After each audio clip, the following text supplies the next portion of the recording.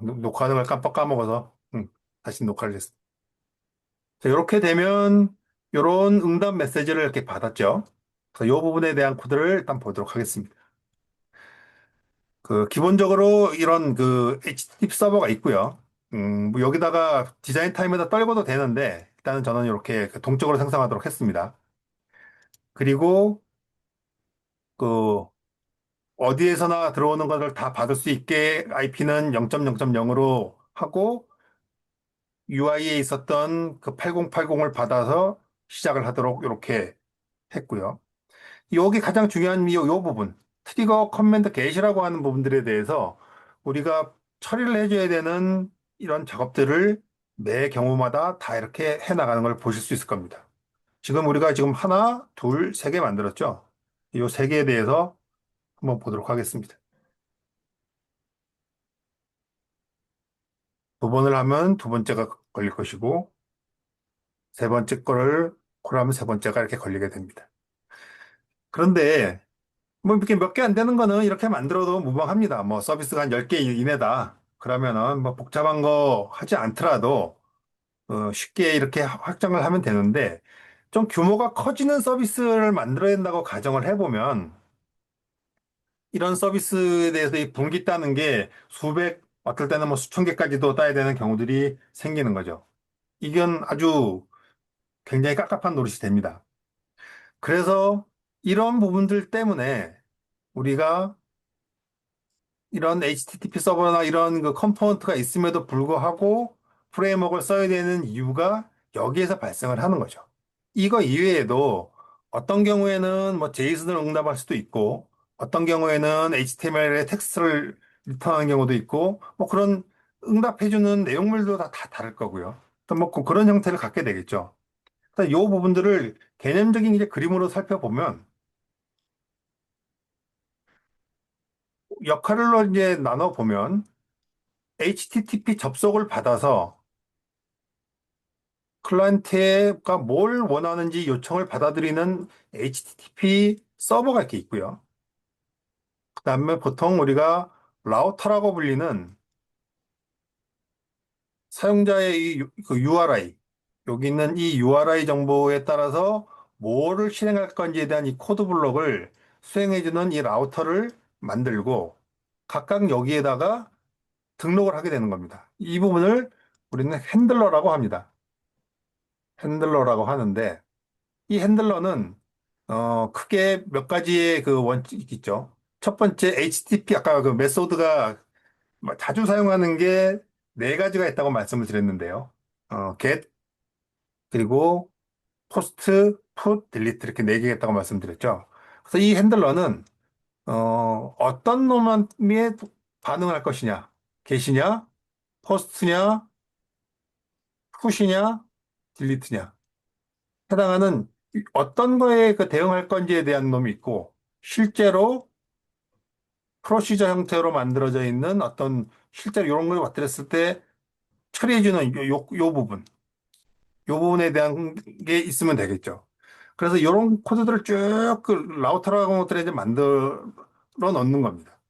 그래서 이런 부분들을 하나의 프레임워크로 만들어 놓은 것들이 조금 전에 소개해드렸던 홀스라든가 뭐 WRL이라든가 뭐 DMVC 프레임워크라든가 그런 놈들이에요.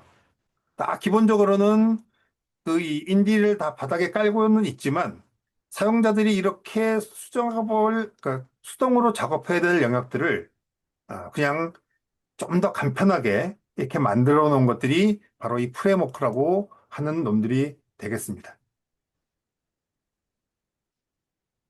자, 그래서 딱 얘는 이런 원리를 가지고 이제 동작하는 놈들을 프레임워크라고 하는 놈을 써서 사용을 한다는 거죠. 그래서 가장 기본적인 형태의 코드를 한번 보겠습니다. 코र्스는 기본적으로 이렇게 콘솔 모드로 만드는 경우가 많이 있는데요. 일단 이렇게 보겠습니다.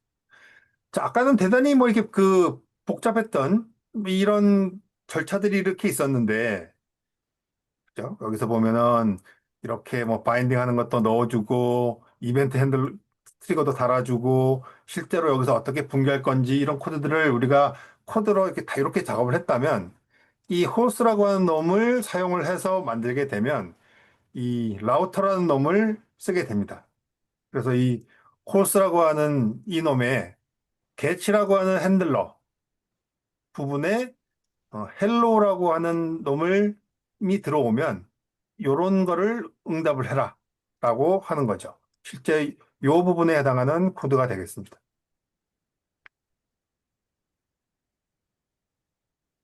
얘는 지금 현재 이 get에서 여기 그 핸들러에다 넣어주는 코드는 요런 코드들이 이게 된다는 거죠. 자, 똑같은 걸 해서 헬로 2를 우리가 하면 그럼 만들어 보자. 한다 그러면 똑같이 얘도 그 get에서 반응을 할 거고 헬로 2고 이렇게 만들어주면 아까처럼 이렇게 if문으로 따서 가는 것들이 아니라 그냥 간단하게 이 핸들러들을 이렇게 추가적으로 등록을 해줌으로써 우리는 그 기능들을 하나씩 더 늘려나갈 수 있다는 거죠. 자, 요 상태에서 우리가 한번 내용을 보면서 한번 얘는 콘솔 프로그램이기 때문에 실행을 시키면 요렇게 이제 뜰 거고요. 요 부분을 얘는 8080이 아니라 9000번이니까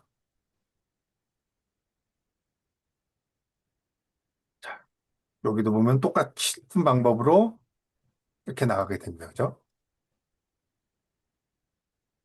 그래서 아까 인디를 이용을 해서 하는 것들이나, 어, 호스라고 하는 프레임워크를 쓰는 거나, 결과적으로는 모두 동일합니다. 기술적인 기반들도 똑같죠. 인디라고 하는 놈을 쓰고 있는 상황이고, 다 똑같은데, 차이가 나는 점들은 그럼 무엇이냐? 어, 바로 이 프레임워크를 쓰면서 이 프레임워크를 만든 개발자가 네가 기능을 확장하기 위해서는 반드시 이런 규칙을 따라야 돼. 네가 이렇게 규칙만 지켜주면 내가 나머지는 알아서 다 해줄게. 라고 하는 부분들이죠. 그래서 이렇게 다 하나씩 쭉 늘릴 수 있는데 이 호스라고 하는 프레임워크의 소개 페이지를 가보면 이 개발자가 이런 얘기를 하고 있습니다. 자기는 그 익스프레스라고 하는 노드.js 기반의 그 프레임워크를 보고 이걸 만들게 되었다라고 얘기를 해요. 그래서 노드.js로 만든 소스를 한번 보도록 할게요. 자, 여기서 뭐 노드를 가지고 이런 그 웹 쪽을 만드시는 분이 있는지 없는지 모르겠지만 기본적으로 노드.js 여기 뭐 이거는 뭐 유주절에 해당하는 거라고 일단 보시면 될 거고 여기다가 이렇게 여기는 라우터에다가 get 해서 이렇게 등록을 하는 걸 볼 수가 있죠. 이것처럼 거의 비슷하게 돌아갑니다. 홀스라고 하는 놈의 기본 개념은 이 노드.js에 있는 이 익스프레스와 아주 흡사해요. 그래서 이 부분을 한번 보면,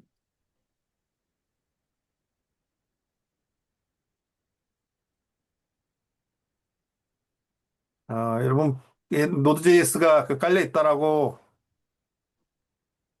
보시면은 이렇게 돼 있고, 제가 여기 실행시키는 커맨드들도 이렇게 만들어 놨으니까요. 요거를,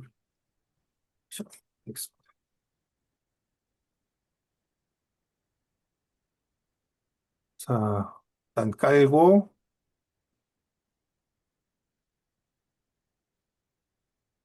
그러면 노드.js가 이렇게 돌고 있는데요.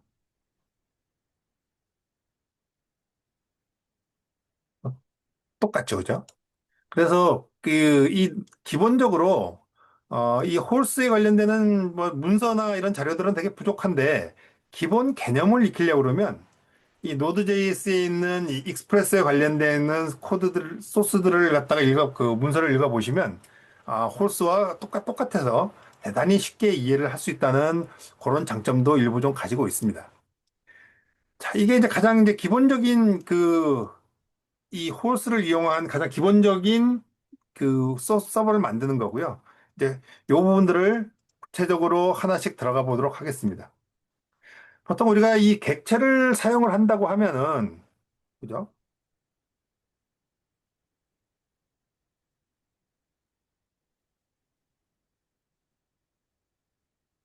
이런 식으로 객체를 갖다가 하나 생성을 하고 여기에다 뭔가를 이렇게 인스턴스에서 이 작업을 하도록 많이 하고 있는데 얘는 이 따라가 보면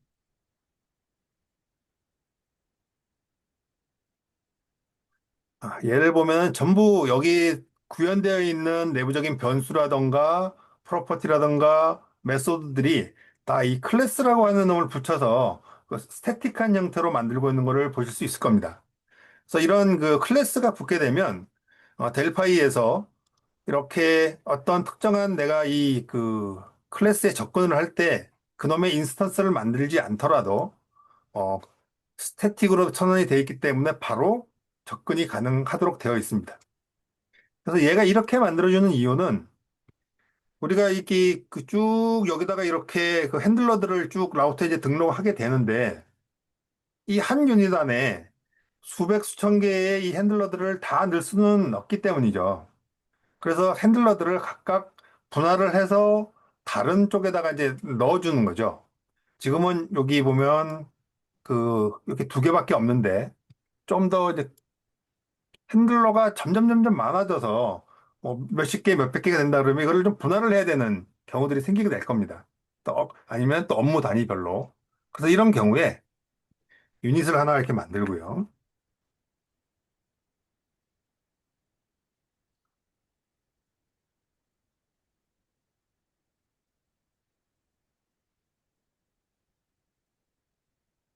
어, 얘는 컨트롤러 헬로 그룹 1이라고 일단 하겠습니다. 그리고 얘는 이 폴스라고 하는 요놈에 대한 인스턴스 정보를 알고 있어야 되니까 요것도 요거를 이제 가져가도록 하겠습니다.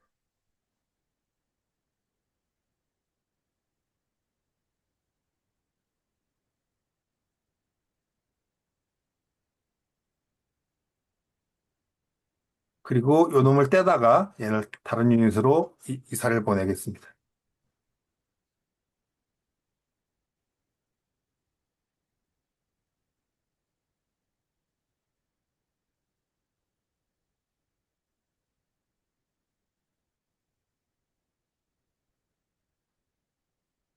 그러면은 이게 그 등록을 해야 되는 거, 제가 좀 스텝이 약간 좀 꼬였는데, 일단 요거 말고 좀 이따가 어, 다시 요거는 분할하는 건 조금 이따 하기로 하고요. 제가 잠시 앞에 먼저 설명을 해야 될 게 좀 있었는데, 그거부터 먼저 하겠습니다.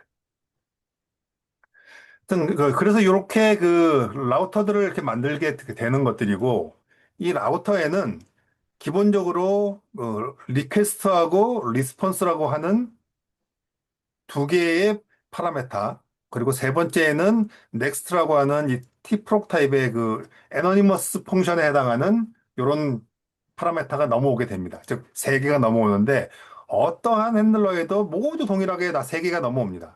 그래서 요 각각 이 세 개에 대한 파라메타에 대한 이제 설명을 좀 이제 드릴 건데요.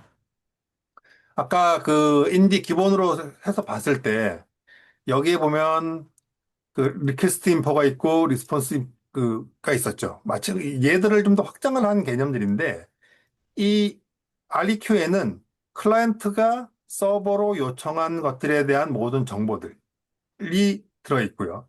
이 RES에는 내가 클라이언트에게 담아서 뭔가 보내고자 하는 내용들이 여기에 담깁니다. 그래서 내가 뭔가 작업을 할 때에는 이 REQ에 있는 정보를 읽어서 뭔가 프로세싱을 한 다음에 그 결과를 RES에다 담아주면 그것들이 샌드라고 하는 절차를 통해서 클라이언트에게 쭉 날아가게 됩니다. 요 넥스트 요거는 나중에 미들웨어를 설명할 때 다시 이제 설명을 좀 드릴 거고요. 자, 그 다음에 이제 요거를 조금 분할을 해서 이렇게 그 헬로우하고 뒤에 이렇게 땡땡하고 아이디라고 하는 놈으로 이거를 확장을 한번 해보겠습니다. 요게 아까 문서상에서 그 설명을 해드렸을 때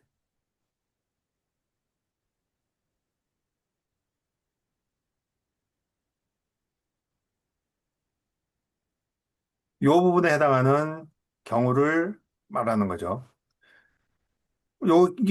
지금 여기 있는 부분들은 그냥 요 헬로우가 여기에 해당하는 것 전체를 목록을 달라는 것이었고, 이게 뭐 목록을 현재 주고 있지는 않습니다만은, 그냥 뒤에 요렇게 슬래시에서 요 뒷부분에 요렇게 가는 것들을 구현을 한번 해보도록 하겠습니다. 근데 여기에는 기본적으로 이렇게 어떤 고정된 값이 온다고 그러면 이렇게 하면 되겠죠. 얘는 항상 이 그 ABC라고 하는 값만 판단을 할 텐데 이 뒷부분이 가변이다. 뭐가 올지 모른다.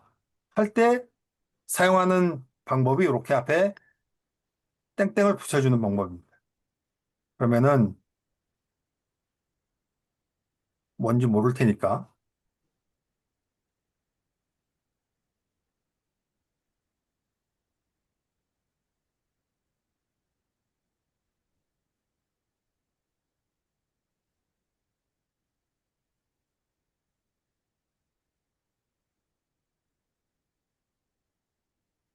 이렇게 한번 하고 결과를 보면서 다시 한번 좀 확인을 해보죠.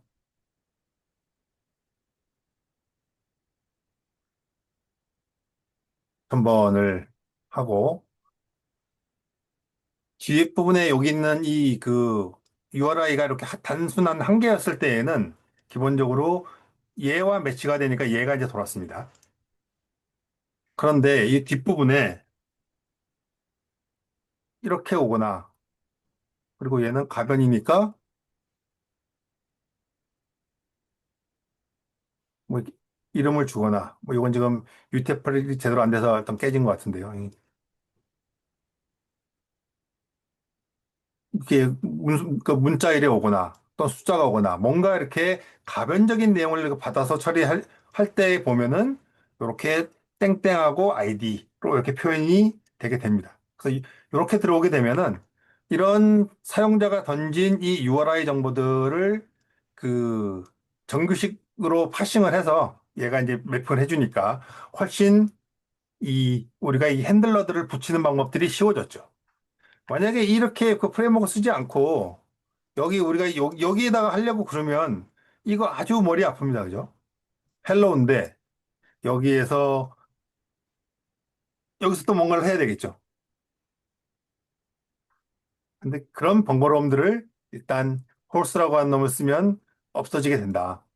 그래서 아주 단순하게 이런 그 기본적인 형태로만 이 아주 간단한 이 단순한 요 몇 줄 그냥 홀스가 들어있는 거 그 유저를 넣어주고 라우터 두 개 등록해주고 리스닝을 시작해주는 걸로 우리는 그냥 REST API 구현이 그냥 끝났습니다.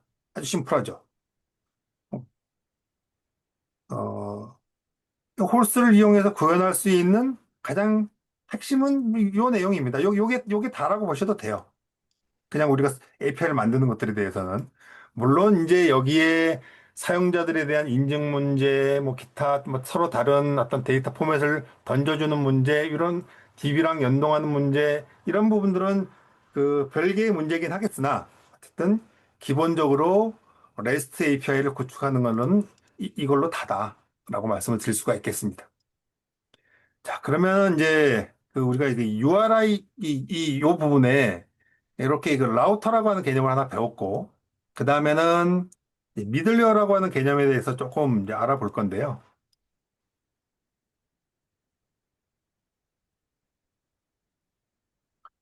또, 뭐, 넘어가고요.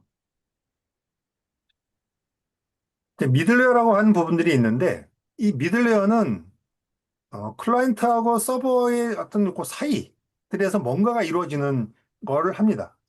이제 여기 클라이언트가 있는데, 얘는 웹브라우저일 수도 있고, 모바일일 수도 있고,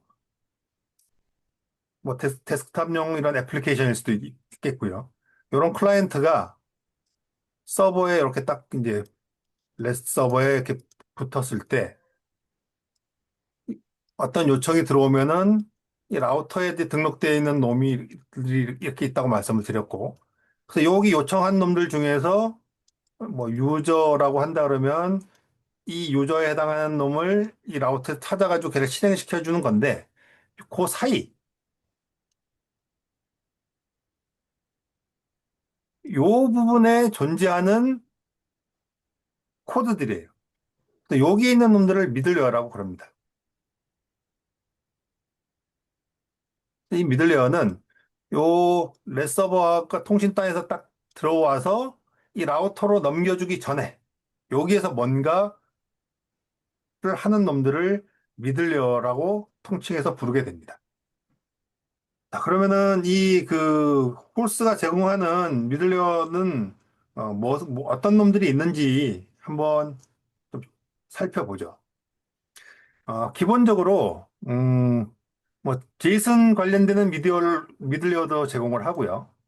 그다음에 기본 인증을 위한 것도 제공을 하고, 그다음에 CORS, 크로스 오리진 리소스 쉐어링이라고 하는 요 놈들을 하기 위한 미들웨어도 지원을 하고요. 그리고 스트림, 즉 바이너리 전송을 위한 미들웨어도 제공을 하고, 그다음에 뭐 JWT, 익셉션, 로깅, 컴프레션 뭐 등등 이런 종류의 공식적인 미들웨어를 지원을 하고, 또 비공식 미들웨어라고 그래서 이 홀스를 사용하는 그 개발자들이 이런 거 있으면 좋겠어 라고 만들어서 공개해 놓은 놈들이 있습니다. 또,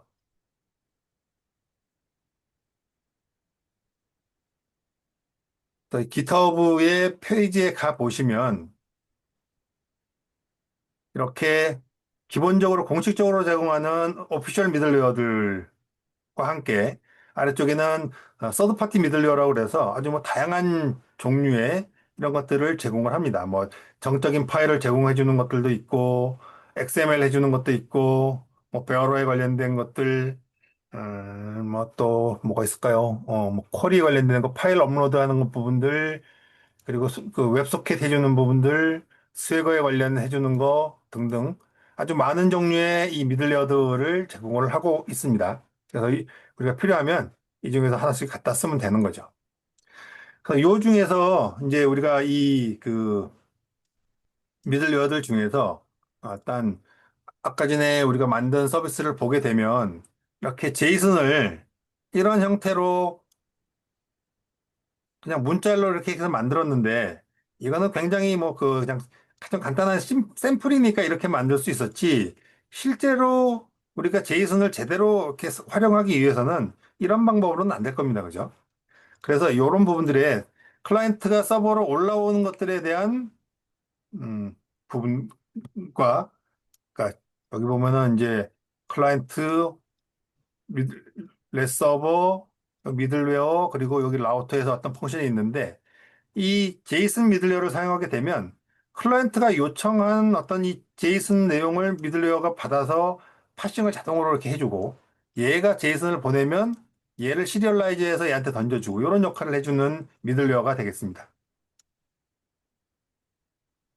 그래서 이 첫 번째로 있는 이 공식 미들웨어 중에서 이 제이슨 미들웨어를 한번 좀 알아볼 건데요.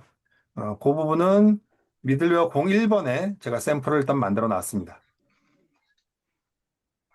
그래서 일단 이 홀스에서 미들웨어를 사용하기 위해서는 아까 기본적으로 이 부분이 없었죠. 이 부분이 여기까지만 되어 있었는데 이렇게 홀스에 JHON-SON이라고 하는 유닛을 물려줍니다.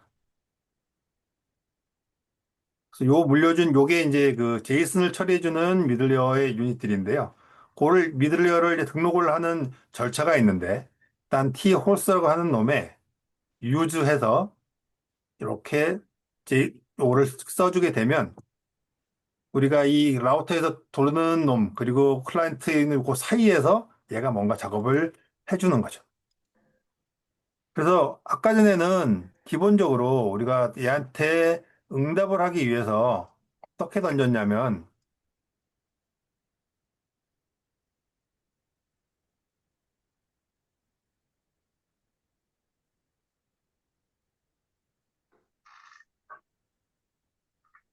미들웨어를 사용하기 전에는 이렇게 던졌습니다. 매번 내가 응답을 할 때마다 내가 지금부터 보내는 데이터의 타입은 애플리케이션의 제이슨 타입이고 그리고 요런 제이슨으로 보낼 거야 라고 해서 보내고 있는데 매번 이렇게 문자로 만들면 매우 불편하죠.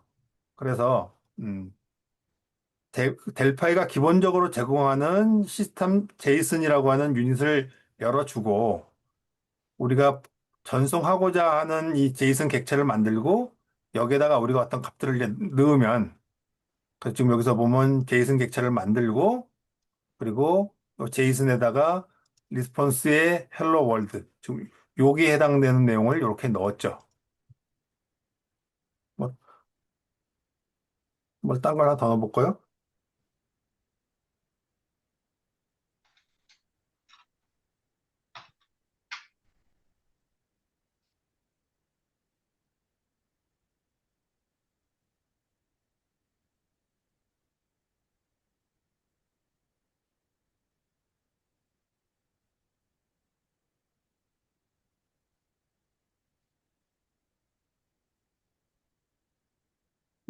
이런 식으로 해서 우리가 새로운 걸 하나 이제 더 넣게 되었고 또 필요하다. 그러면 하나를 더 넣으면 되겠죠.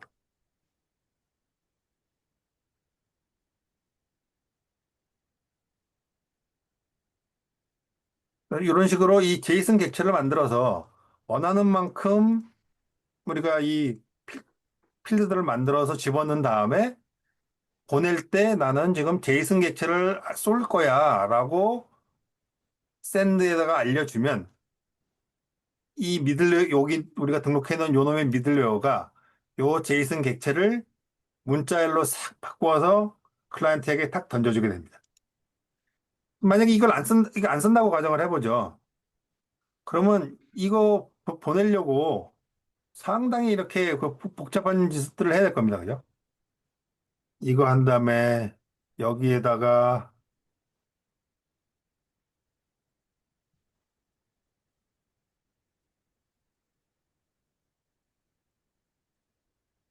뭐 이런 식으로 문자를 하나하나 만들어 나간다는 거는 매우 미친 짓이죠. 그죠? 그래서 이런 경우에 쓰라고 제이슨 미들웨어라고 하는 거를 제공을 합니다. 아주 심플해지죠. 우리가 응답 부분들이. 이 부분들 한번 보겠습니다.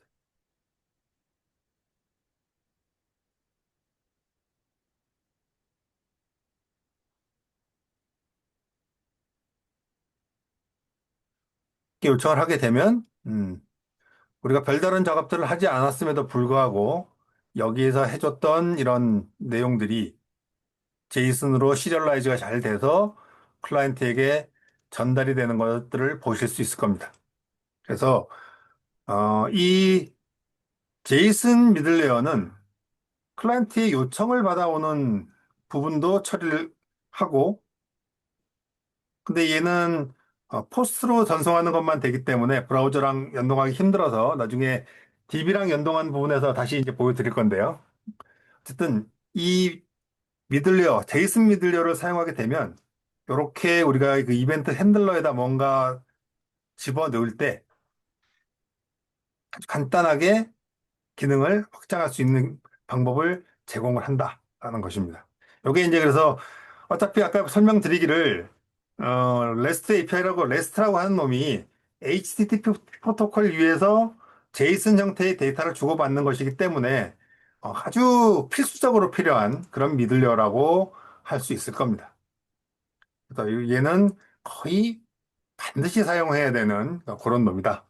이해를 하시면 될 것 같고요. 그 다음으로는 이제 베이직 어스라고 하는 놈을 볼 건데요. 우리가 보통 지금은 이렇게 이 서비스를 호출을 하게 되면 그냥 사용자의 인증에 대한 어떤 제약이 없기 때문에 누구나가 다 그냥 호출을 할 수 있을 겁니다. 근데 우리가 어떤 업무적으로 사용해주는 이런 그 API인 경우에는 그렇게 하면 안 되겠죠. 그래서 인증을 하는 방법은 여러 가지들이 있는데 이 베이직 어스라고 하는 거는 사용자 아이디와 패스워드로 그 전통적인 그 방식인 사용자 아이디와 패스워드에 기반한 인증을 해주는 거죠.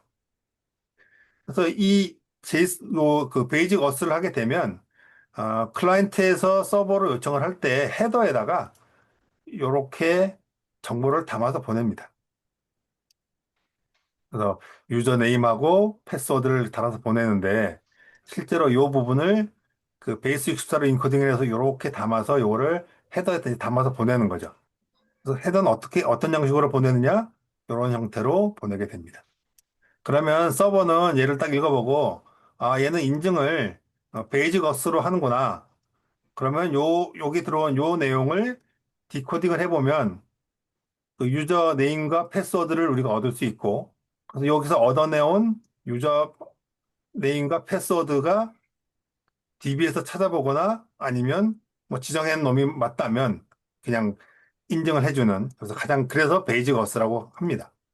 그래서 얘의 장점은 구현이 간단하죠. 아주 그 구현이 간단하고, 현존하는 거의 모든 클라이언트에서 다 지원을 하기 때문에 뭐 복잡할 것도 없고요.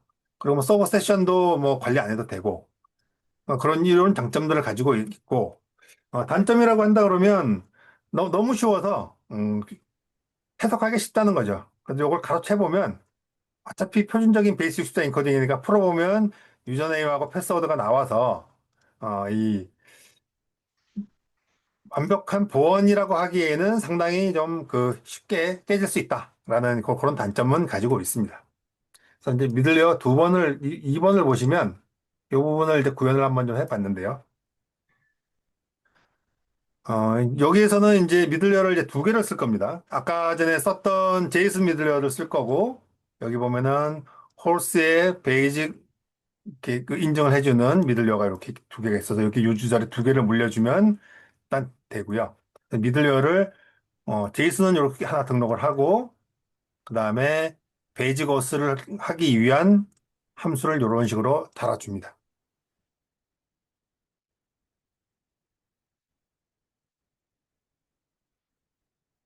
하는 게 넘어오면 인증을 해주고, 그렇지 않으면 에러를 뱉어버리는 거죠. 자, 일단 얘를 한번 보겠습니다.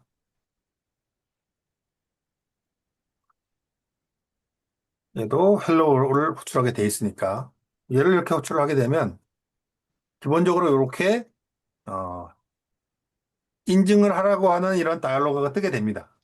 그래서 여기서 만약에 잘못된 거를 넣으면 unauthorized 해서 안 맞으니까 이렇게 나오겠죠. 그래서 요거를 이렇게 다이얼로그가 없이 하게 하는 방법도 있는데요. 브라우저에서 한다 그러면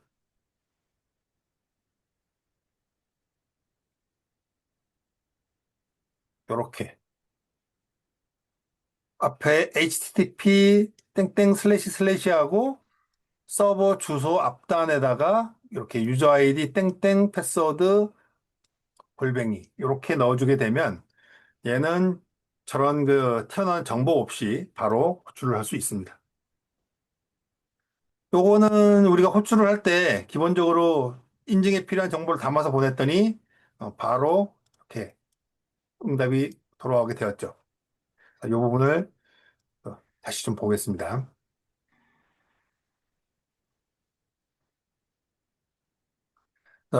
이 기본 인증의 부분들은 이렇게 요즘은 미들웨어는 중첩적으로 해서 계속 쌓일 수가 있기 때문에 여기 우리가 쓰고 싶은 미들웨어를 위에다가 이렇게 쭉 이렇게 나열해 주면 이제 되는 방식이고요.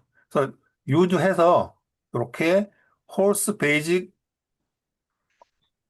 어스 한 다음에 여기에는 들어오는 펑션의 그 파라메타가 유저네임과 패스워드가 들어오니까 이렇게 그냥 단순하게 비교를 하거나 아니면 DB에 들어가서 이런 유저 아이디에 이런 패스워드를 가진 사람이 있는지 찾아보거나 뭐 이런 것들을 거치면 되겠죠.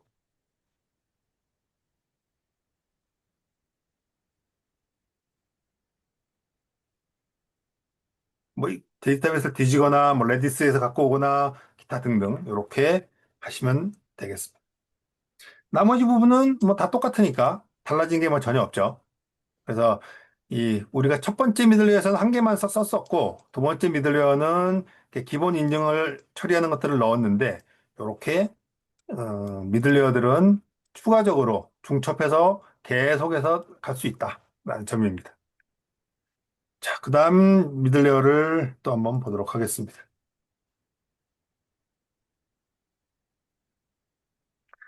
다음에는 그 CORS라고 하는 건데요.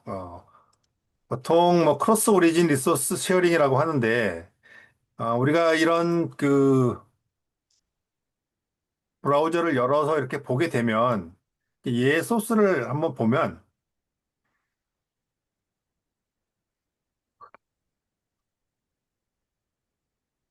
얘는 수가 없네.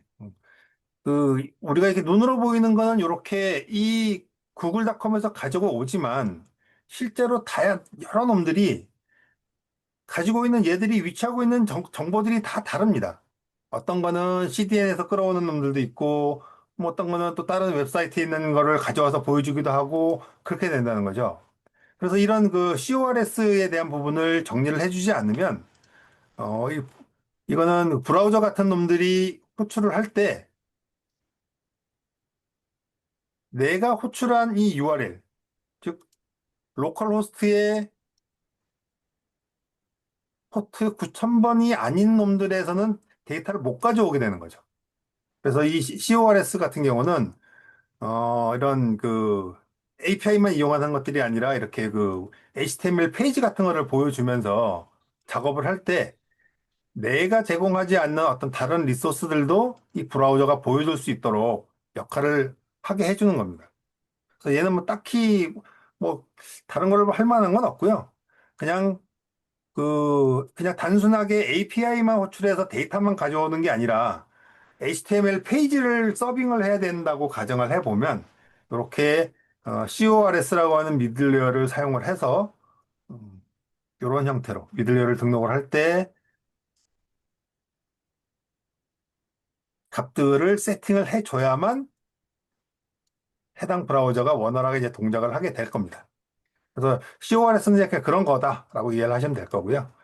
어, 뭐 예를 들어서 뭐 그냥 HTTP로 붙이면은 그냥 HTTPS인 443으로 리다이렉션을 하게 한다든지 뭐 이런 것들 또 얘가 다 필요하니까 CORS는 그런 용도로 쓰는 거다. 근데 API만 만들 때는 그닥 그렇게 큰 의미는 없다라는 점입니다.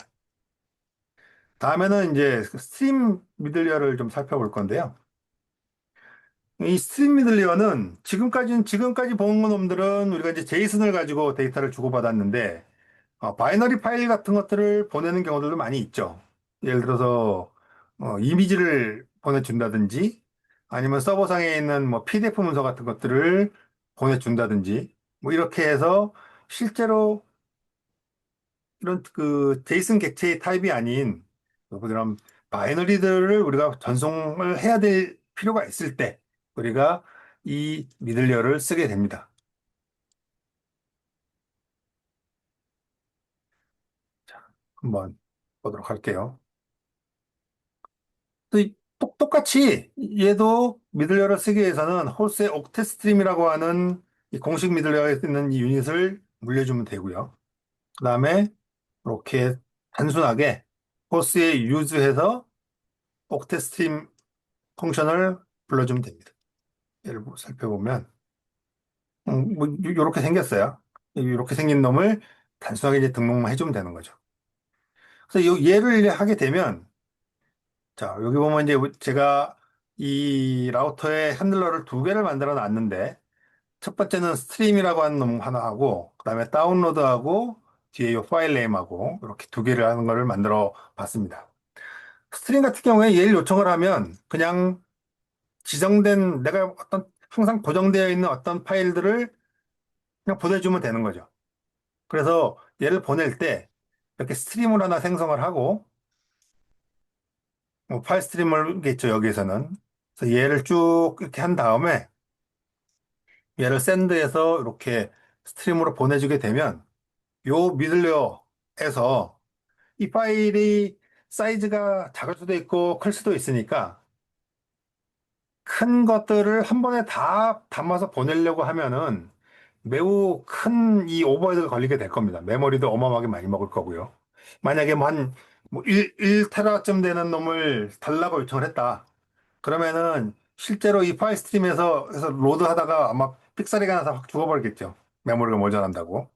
그래서 이렇게 해서 그냥 그 파일 스트림을 지정만 해주게 되면 얘가 알아서 청크라고 하는 단위로 잘게 잘게 쪼개서 내가 지정해놓은 버퍼 사이즈, 즉 예를 들어서 뭐 4K면 4K, 8K면 8K 이런 형태로 쭉 나누어서 순차적으로 청크 단위로 전송해 주는 것도 이 미들레어, 스트림 미들웨어가 처리를 해주게 됩니다.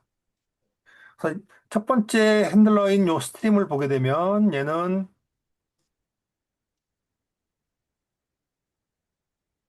여기에 있는 이 PDF를 그냥 던져주는 게 될 거고요.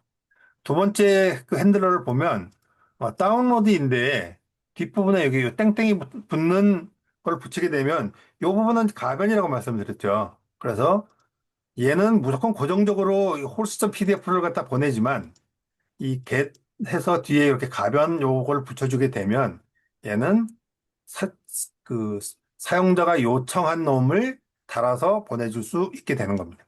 그래서 여기를 보면 이 사용자가 요청한 이 땡땡의 파일 네임을 구하는 방법은 여기 있는 REQ의 파람스에 여기 지정되어 있는 파일 네임을 읽으면 이 부분이 그걸로 치환이 되게 되는 거니까요. 얘를 한번 돌려보겠습니다.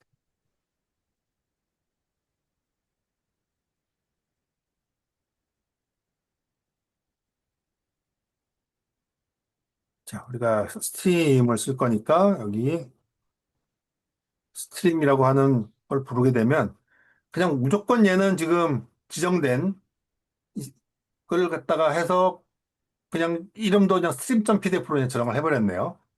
자, 두 번째 만들었던 핸들러를 한번 실행을 해보겠습니다.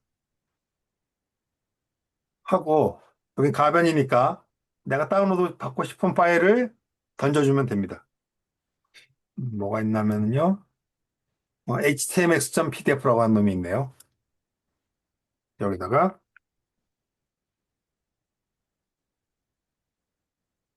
얘는 지금 이름이 같은 게 있어서 이렇게 왔는데 얘는 이름까지도 정확하게 달아서 보내줄 수 있는 거죠.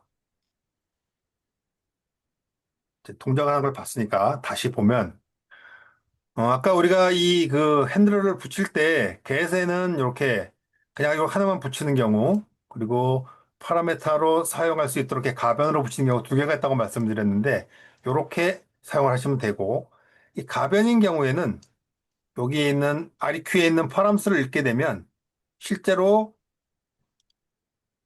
클라이언트가 나한테 던졌던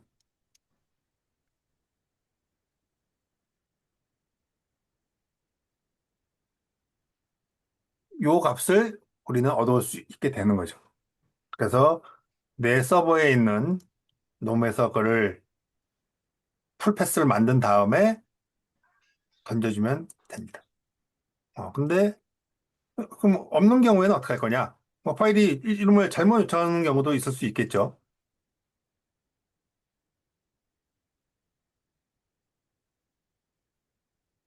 이런 걸 달라고 하게 되면 얘는 그냥 이렇게 그냥 404 나파운드가 가게 될 겁니다. 그죠? 자, 그게 이제 요 부분을 이제 다시 이렇게 보시면 그 원래 그 파일이 있는 곳의 경로나 이런 부분을 얻기 위해서 현재 실행 파일의 위치를 구해오고 클라이언트가 요청한 가변 파라메터를 읽어와서 파일이 있으면 보내주고 없으면 어, 납파운드를 던지는 걸로 간단하게 우리가 구현을 할 수 있습니다. 그래서 표준 그 미들웨어 중에 이렇게 그 스트림 미들웨어를 사용하게 되면 이런 기본적으로 제이슨 외의 데이터들 파일이라든가 뭐 이미지, 문서 뭐 등등 어떤 제이슨 타입이 아닌 형태들을 보낼 때 근데 얘는 그냥 오로지 해당되는 컨텐츠만 보내는 거니까 여기에 부가적인 정보를 보내기는 수는 없지만 어떤 제이슨으로 표현하기가 어려운 이런 뭐 파일이라든가 이런 것들을 한 방에 보낼 수 있다라는 거죠. 물론 해당되는 파일을 읽어서 뭐 베이스 64나 이런 걸로 그 인코딩을 해서 제이슨으로 보내는 방법도 있겠지만 그거는 좀 불합리한 방법들이니까요. 예를 들어서 뭐 이런 버전 컨트롤 같은 걸 사용하기 위한 이 파일 서버 용도로 쓴다라고 하면 이런 이 스트림 미들웨어를 사용을 하시게 되면 좀 더 손쉽게 기능들을 구현하실 수가 있게 됩니다. 그 몇 개가 쭉 더 있는데요. 뭐 JWT는 또 내용이 이 부분만 따로 또 해설을 해야 되는 부분들이 있어서 그냥 뭐 이런 것들이 있고 실제 그 구현하는 예들은 있으니까, 뭐, 그다음에 뭐 에러가 났을 때 어떻게 할 건지, 그다음에 사용자들의 요청이나 이런 부분들을 어떻게 그 로그 파일로 남길 건지, 뭐, 그리고 데이터를 압축을 해서 보내는 방법은 뭔지, 뭐 이런 것들에 대한 공식적인 미들웨어들이 있는데, 요거는 이 내용을 한번 쭉 읽어보시고, 아까 보셨던 그 홀스에 있는 기본 그 리퍼지토리에 가보시면 각각에 대한 샘플들이 다 있기 때문에 그 부분들은 각자 한번 보시면 될 것 같습니다. 그래서 공식적으로 제공해주는 이런 미들웨어들 중에서 어, 가장 많이 사용될 만한 한 네 가지 정도에 대해서 일단 좀 알아보았습니다.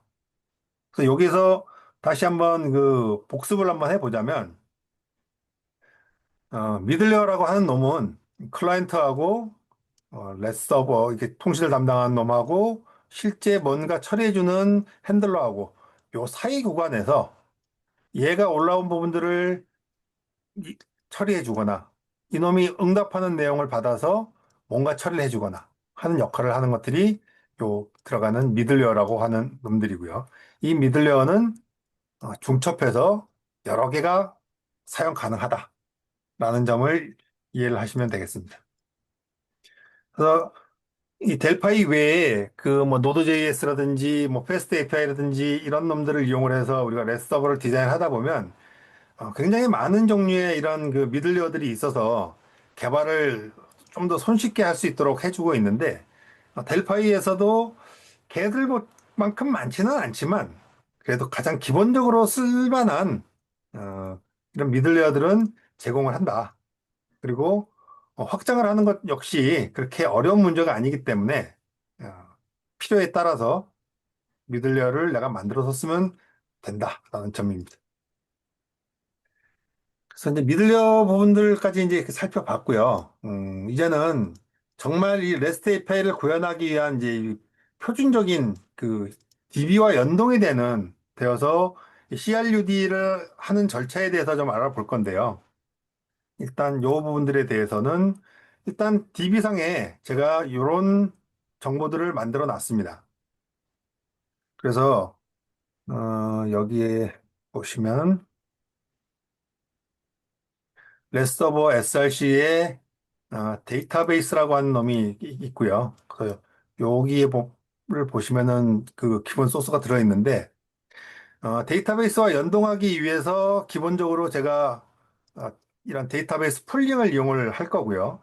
그리고 이 풀링이 제가 지금 현재 띄워놓은 서버를 바라보도록 그렇게 그 작업을 해놨습니다. 그래서 요 샘플을 돌려보시면 바로 바뀌게 될 텐데 여기 안에서 보시면은 데이터베이스 크리에이트 되는 시점에 어느 데이터베이스에 붙을 것인지를 이렇게 지정해 놓은 주소하고 정보들이 있습니다.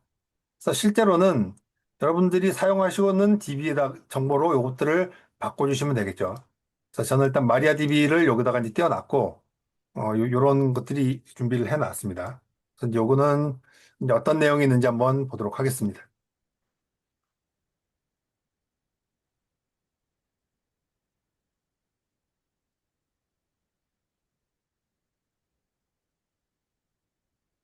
뭐, 별다른 거를 만들어 놓지는 않았고요. 유저라고 하는 테이블 안에 이렇게 유저 아이디, 패스워드, 이름, 그리고 사용자 레벨, 요 정도만 핸들링 할 수 있도록 해주는 그 코드들을 이제 만들어 볼 건데, 여기 있는 그 스키마 정보, 요 스키마를 가지고 똑같이 만드셔도 되고, 뭐 귀찮으시면은 이거는 그냥 제가 테스트를 위해서 누구나 붙을 수 있도록 열어놓은 포트니까 여기 들어와서 작업을 해보셔도 되고, 그렇습니다. 그러면 여기서 지금 우리가 왜 그 데이터베이스 풀링을 쓰느냐에 대한 거를 좀 한번 잠깐 좀 설명을 하고 이제 넘어가야 되는데요. 자, 우리가 이 데이터베이스에 연결을 할 때 지금 현재 여기 있는 각각의 그 라우터에 이제 기능들이 등록이 돼 있겠죠. 여기 하나, 여기 또 하나, 여기 또 하나, 여기 또 하나. 이렇게 각각의 라우터 안에 그 펑션들이 이렇게 쭉 다 등록이 되어 있는데 편의상 F1, F2, F3, 그리고 FN이라고 이름을 붙이겠습니다. 그러면 얘는 뭐 베이스가 이제 인디인 것도 이유가 있기는 하지만 어쨌든 기본적으로 요 놈들은 하나의 분리된 스레드 안에서 실행이 됩니다.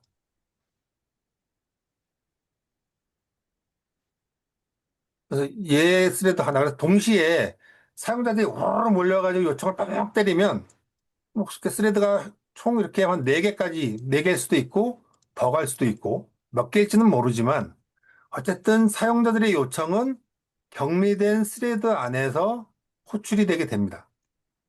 그러면 얘들이 일단 우리가 그냥 그 데이터베이스 커넥션을 한 개만 놓고 얘가 이렇게 DB랑 붙었다고 가정을 해볼게요. 얘도 스레드에서 이렇게 붙어서 얘를 이렇게 가져가고 이놈도 다른 스레드에 있는 놈이 여기 붙어서 뭔가 DB에 처리를 하고 이러다 보면 어떤 일이 생기냐면 여기 이 커넥션에서 충돌이 일어나게 됩니다. 얘는 쓰려고 그러고 얘는 지우려고 그러고 얘는 업데이트 하려고 그러고 이런 부분들이 거의 동타임에 발생을 했다 그러면 얘는 망가지게 됩니다. 그렇게 안 하려고 그러면 비긴 트랜잭션하고 트랜잭션을 걸어서 독점적으로 사용할 수 있는 뭔가를 해야 되는데 그러면 얘가 하고 있는 동안 얘는 서 있을 거고요. 그리고 얘가 그냥 끝나고 나면 그 다음에 대기는 얘가 되고 그래서 내 컴퓨터에 그런 멀티코어 CPU를 장착을 했다 하더라도 동시에 이 처리, DBA 관련된 처리는 한 번에 한 개밖에 못 하게 되니까 매우 이제 그 퍼포먼스가 떨어지는 결과를 낳게 될 겁니다. 그래서 이 각각의 스레드마다 이제 독립적인 자기만의 DB 커넥션을 만들어야 되는데 항상 이 스레드 여기 있는 스레드가 여기서 커넥션을 생성하고 DB에 연결하고 쿼리를 던져서 응답을 받아오고 연결을 끊고 이런 작업을 각 놈들마다 다 반복을 한다고 그러면 이것도 퍼포먼스가 뚝 떨어지는 원인이 됩니다. 왜냐하면 이 데이터베이스에 연결하는 데 들어가는 물리적 시간들이 제법 길다는 거죠. 그래서 이 모든 놈의 각각의 스레드들이 독자적인 커넥션을 가져야 되는 것은 맞지만 매 개별적으로 생성 풀이를 해서는 문제가 된다는 거죠. 그래서 사용하는 방법이 커넥션 풀이라고 하는 놈을 쓰게 됩니다. 이렇게 쭉 이 놈들이 스레드들이 이렇게 있고 여기에 DB 풀이라고 하는 놈이 이렇게 있습니다. 얘는 총 4개, 5개의 풀을 가지고 있는 거라고 만약에 처음에 설정을 했다 그러면 얘는 DB가 이렇게 5개가 연결이 되겠죠. 근데 처음에는 아무것도 연결이 없습니다. 근데 첫 번째 하는 놈이 여기 풀 매니저한테 가가지고 나 연결한 게 줘 그러면 지금 아무것도 없으니까 한 개 생성해서 처리하고 얘한테 돌려줍니다. 두 번째 놈이 또 들어오면은 얘도 하고 세 번째 놈이 하면 얘 하고 그러던 와중에 네 번째 아이가 풀링한테 커넥션을 달라고 요청을 했는데 그 사이에 얘가 사용이 끝났어요. 그러면 요 첫 번째는 얘는 현재 사용 중, 여기도 사용 중인데 얘는 아무도 하지 않는 프리한 상태가 되겠죠.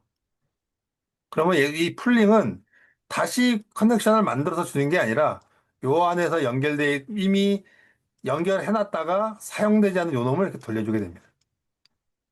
이런 식으로 미리 내가 최대 개수를 딱 지정해 놓은 다음에 필요에 따라서 각각이들마다 플래그들을 달아서 사용 중 사용 아닌 놈을 만들어 놓고 사용이 아닌 놈들만 리턴을 해주는 형태로 데이터베이스 연결을 관리하게 되면 매우 퀄리티도 괜찮고 그다음에 이 속도 부분에서도 상당히 유리한 형태가 됩니다.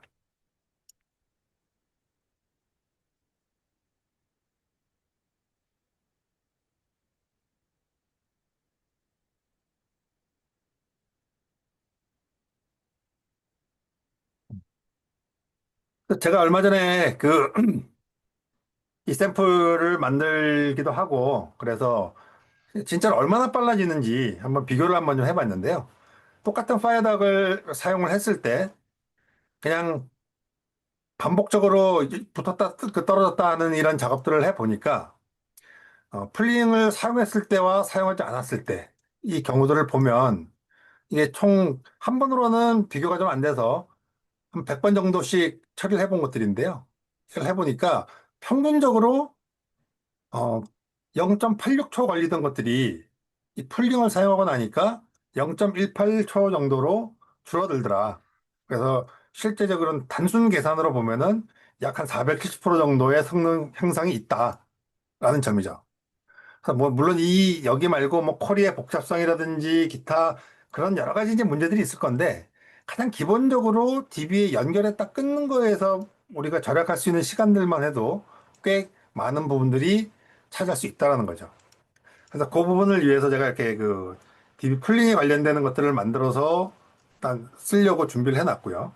그래서 이 부분들은 좀 살펴보시면 될 거고, 그다음에 이제 여기에서 API들을 어떻게 만드는지 구현을 했는지도 한번 좀 살펴보겠습니다. 자, 그래서 뭐 DB 뭐 이런 얘기고 DB 풀링 할 때 뭐 이렇게 해서 DB 풀링을 만들었다는 뭐 이런 내용이 여기 있는 거고요. 자, 이제 API들을 이제 만들 때 우리가 이제 유저 그리고 유저 아이디의 가변 요거 하나 그리고 그다음에 포스트, 풋, 딜리트해서 전반적으로 이 유저 테이블의 셀렉트, 인서트, 업데이트, 딜리트를 구현을 해볼 겁니다. 그래서 이 이 get은 전체 목록을 얻어오는 것과 그다음에 특정 사용자를 조회하는 거 이렇게 두 개를 쓸 거고요. 포스트에 관련되는 거 사용자 생성해서 집어넣고 그다음에 풋도 처리를 할 거고 딜리트도 구현을 해볼 겁니다. 그리고 얘들 같은 경우에는 문제가 get이나 이 그 딜리트 같은 경우에는 이 뭐 브라우저 상에서도 이렇게 그 주소 창에다가 집어넣어서 할 수 있는데 포스나 풋 이런 걸 그 구현을 하려고 그러면 반드시 이 뭐 이 포스트맨 같은 걸 쓰거나 아니면 CURL 같은 것들을 써야 되기 때문에 이 거기에 해당하는 클라이언트도 하나 만들어서 두 개를 짝을 지어서 일단 테스트를 해볼 겁니다. 일단 요런 걸렇게 만들 거라는 그 구조를 가지고 실제 한번 디자인을 한번 해보도록 하죠.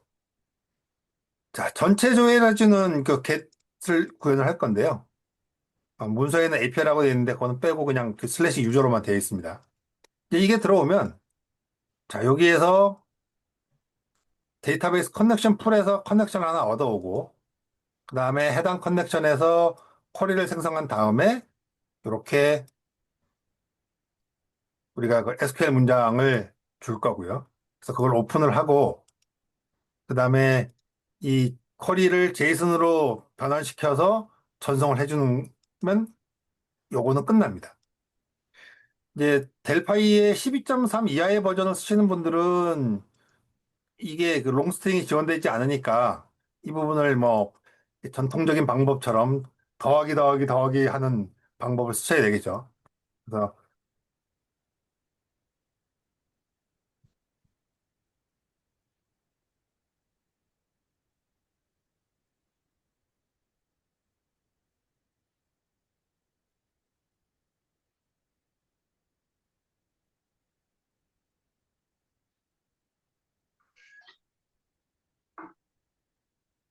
자, 12점 이하의 버전을 사용하시는 사용자분들께서는 쿼리분을 만들 때 이제 이렇게 해 주셔야 되고요.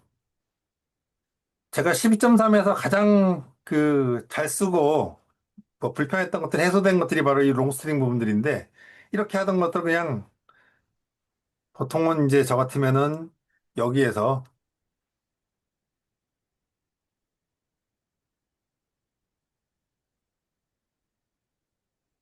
이렇게 테스트 해보고 잘 되네. 그러면 이제 이거 긁어다가 그냥 여기다가 롱스트링 만들어서 턱 붙이는 방법으로 이렇게 쓰니까 아주 편리하고 좋더라고요. 그래서 뭐 이거는 12.3에만 해당하는 기능이니까 빌드하다가 에러가 나면은 이 부분들을 수정을 해야 된다라는 점을 말씀을 드리는 거고요.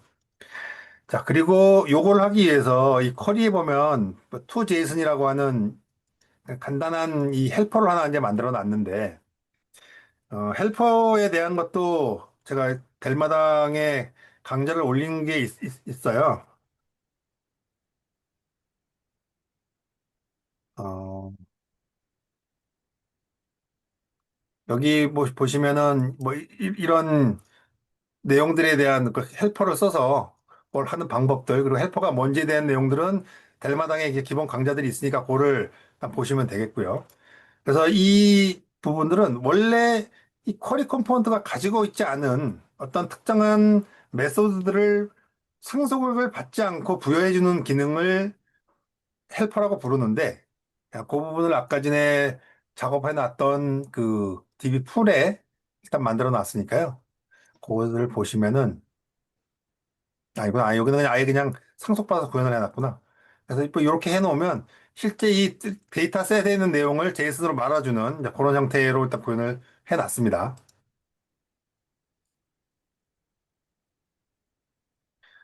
자, 그래서 일단 여기 그 전체 목록을 가져오는 놈 하나 이렇게 만들었고요.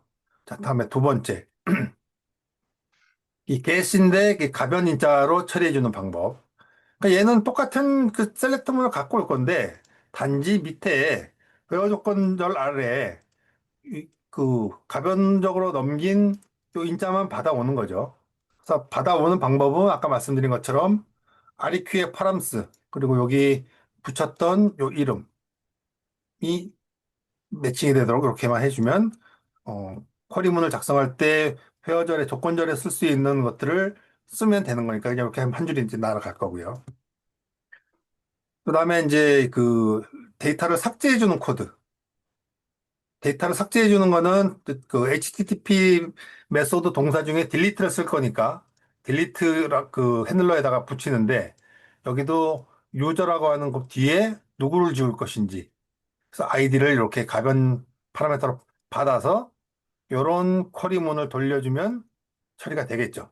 그래서 성공을 했으면 OK를 뭐 리턴을 한다. 이렇게 해놓은 거고요. 그다음에 포스트는 새로운 사용자들을 등록을 하는 경우입니다. 그래서 얘를 우리가 이제 그 똑같은 이 앞에 있는 요 URI는 똑같은 유저지만 동사 포스트를 사용을 해서 사용해 놓은 놈은 신규 레코드를 등록을 하는 거다라고 알 수가 있고요. 그래서 똑같이 데이터베이스 풀링해서 얻어오고 SQL 문장 작성해 주고 그다음에 이제 그 여기서 넘겨받은 이제 클라이언트가 요청해서 포스트로 쏘게 되면 그 내용이 제이슨 형태로 쭉 넘어오게 되는데 그 제이슨을 파싱을 해서 여기 들어가는 파라메타들을 이렇게 넣어주면 됩니다. 그리고 나서 쿼리를 진행을 하면 들어가게 될 거고요. 이제 반대로 이제 수정하는 메소드들도 있죠. 얘는 완전히 뉴를 하는 거고 얘도 수정하는 케이스니까 수정을 할 때는 이렇게 업데이트 문을 이용을 해서 처리를 하는데 그치 가변 변수를 이용을 하고 포스트로 전달된 제이슨을 받아서 이렇게 한다. 그래서 이렇게 CRUD에 필요한 총 5개의 핸들러들을 작성을 했습니다. 전체 목록 땡겨오는 거, 그다음에 단건 조회하는 거, 그렇죠. 그래서 우리가 작업하다 보면 코드가 길어지면 보기가 불편하잖아요, 그죠?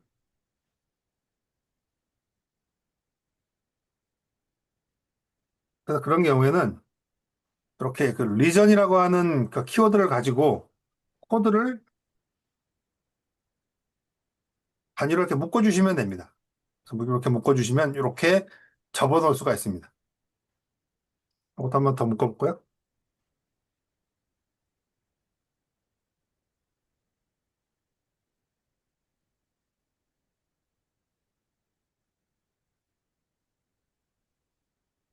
이렇게 접어놓고. 이 리전을 사용을 하게 되면 내가 그 보고 싶은 영역을 좀 더 이렇게 집중해서 볼 수 있도록 해주는 효과가 있기 때문에 코드를 쭉 작성을 하시다가 이렇게 리전을 이용을 해서 기능별로 잘 묶어 놓으시면 코드를 읽으실 때 훨씬 더 유리하실 겁니다. 그래서 여기 보면 조회하기 위해서는 겟 두 개, 삭제를 위한 딜리트, 그리고 인서트, 등록을 위한 포스트, 그리고 업데이트를 위한 풋. 이렇게 총 다섯 개의 이제 메소드를 만들었습니다. 그래서 일단 얘는 실행을 시켜 놓을게요. 써보니까.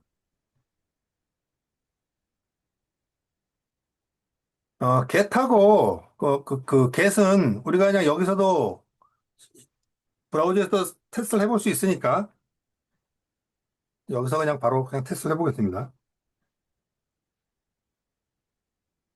그냥 얘는 기본적으로 주소창에서 작업을 하는 거는 무조건 이제 get으로 넘어가게 되니까, 이렇게 하면은 이 유저라고 하는 첫 번째 등록했던 이벤트 핸들러를 타서 이렇게 제이슨 배열 타입으로 데이터들이 넘어오는데 요만큼이 하나의 이제 레코드인 거죠. 그래서 이거를 보면 이렇게 전체 데이터 셋이 배열 구조로 되어 있고 각각의 레코드들이 이렇게 하나씩 넘어오는 구조로 이렇게 넘어오는 것들을 볼 수가 있을 거고요. 여기에 우리가 특정 유저에 대한 정보들을 가져오고 싶다. 그래서 이렇게 하게 되면 얘는 한 유저에 대한 정보들만 쭉 가지고 오게 됩니다. 그렇죠? 이렇게 이제 되니까 우리가 이 get은 쉽게 테스트를 해볼 수 있었는데 이제 포스나 풋 이런 것들을 볼 필요도 있겠고 그 다음에 결국은 이런 서버들도 우리가 델파이로 만든 클라이언트에서 또 다 써먹어야 되니까 이 클라이언트에서는 어떻게 호출해서 쓰는지 그 정보들도 우리가 좀 알아야 될 필요가 있죠. 그래서 이놈 클라이언트도 한번 만들어 보도록 하겠습니다. 자, 클라이언트는 그냥 우리가 흔히 짜는 투티어 데이터베이스 프로그램처럼 이제 생겼습니다. 그래서 델파이가 가장 큰 장점을 가지고 있는 게 이 데이터셋을 이용을 하는 방법들이죠. 그래서 실제로 여기에 보면 눈에 보이지는 않지만 여기에 HTTP 클라이언트, 즉 REST 클라이언트가 있고요. 그래서 얘한테 뭔가 명령을 내리면 얘가 서버에 가서 데이터를 이렇게 가져오고 그래서 여기 받은 데이터를 요 메모리 데이터셋에다가 탁 꽂아주면 얘는 데이터 소스와 연결이 되어 있고 얘는 요 그리드와 연동이 되어 있고 뿐만 아니라 여기 있는 각각 데이터 어웨어 컨트롤들 요 세 개랑도 이렇게 연결이 되어 있으니까 우리가 조회 버튼을 눌러서 아까 우리가 브라우저에서 조회를 했듯이 유저 URI를 호출을 하게 되면 얘가 넘어온 제이슨 데이터들을 가지고 여기 메모리 테이블에다가 넣어주기만 하면 화면상에 조회가 되는 것들은 문제가 없겠죠. 그런데 이 넘어온 데이터들을 우리가 담아 놓으려고 그러면 보통 뭐 이 쿼리 투티어 같은 경우에는 쿼리 컴포넌트에다가 SQL 문장만 작성을 하면 데이터셋의 각각의 컬럼별로 얘는 뭐 문자일인지 정수 타입인지 뭐 이런 정보들이 다 넘어오죠. 근데 여기서는 그런 정보들은 주지 않기 때문에 우리가 어떻게 테이블을 만들으라고 정보를 알려줘야 됩니다. 그래서 제가 이 create data set이라고 하는 메소드를 하나 만들어 놨는데요. 여기를 보면 이 클라이언트 데이터 셋이라고 하는 요놈에는 필드 DFS라고 하는 프로퍼티를 가지고 있습니다. 그래서 여기 필드 DFS에다가 내가 생성하고자 하는 필드의 개수만큼을 이렇게 넣어주는 겁니다. 그래서 첫 번째 필드는 네임은 유저 아이디고 문자일 타입이고 20자야. 두 번째는 USR 그 유저 이름이고 얘도 문자일이고 길이는 20자야. 세 번째는 레벨이고 정수 타입이야. 이렇게 필드 DFS에 정의를 추가한 다음에 create data set이라고 하는 놈을 호출을 하게 되면 얘가 액티브가 활성화가 딱 됩니다. 그러면 이 디자인템에서 하면 이렇게 하는 건 안 되나? 안 되죠. 이거는 뭐 프로바이더가 물려야 되고 뭐 그런 이유들이 있어서 지금은 그렇게는 사용이 안 되고 어쨌든 이렇게 그 필드 DEF에서 어떤 값을 넣어주는 방법으로 우리가 이 사용할 필드에 대한 정의를 먼저 해줘야 됩니다. 그래서 실제 프로젝트를 정규적인 프로젝트를 할 때에는 여기에서 이렇게 뭐 프로퍼티 이런 그 편집기를 달아서 여기 했던 이런 작업들을 비주얼하게 할 수 있는 기능들을 다 넣어야 되겠죠. 근데 지금은 뭐 샘플이니까 그 작업까지는 하지는 않을 거고. 그래서 이 프로그램이 실행이 되면 제일 먼저 이렇게 서버에서 데이터를 가져오기 위한 통신용 컴포넌트를 하나 생성을 할 거고, 그다음에 크레ate 데이터셋을 이용을 해서 요 클라이언트 데이터셋의 구조를 정해 줄 겁니다. 그 다음에 조회 버튼을 누르게 되면 우리가 브라우저에서 호출했던 요 주소를 호출을 하게 되면 얘는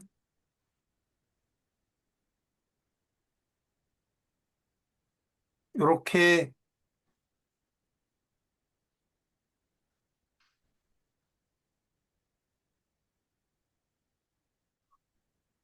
이렇게 데이터들이 그 문자를 그 제이슨 어레이 형태로 이제 넘어온 부분이 있죠. 그래서 이 부분을 파싱을 해서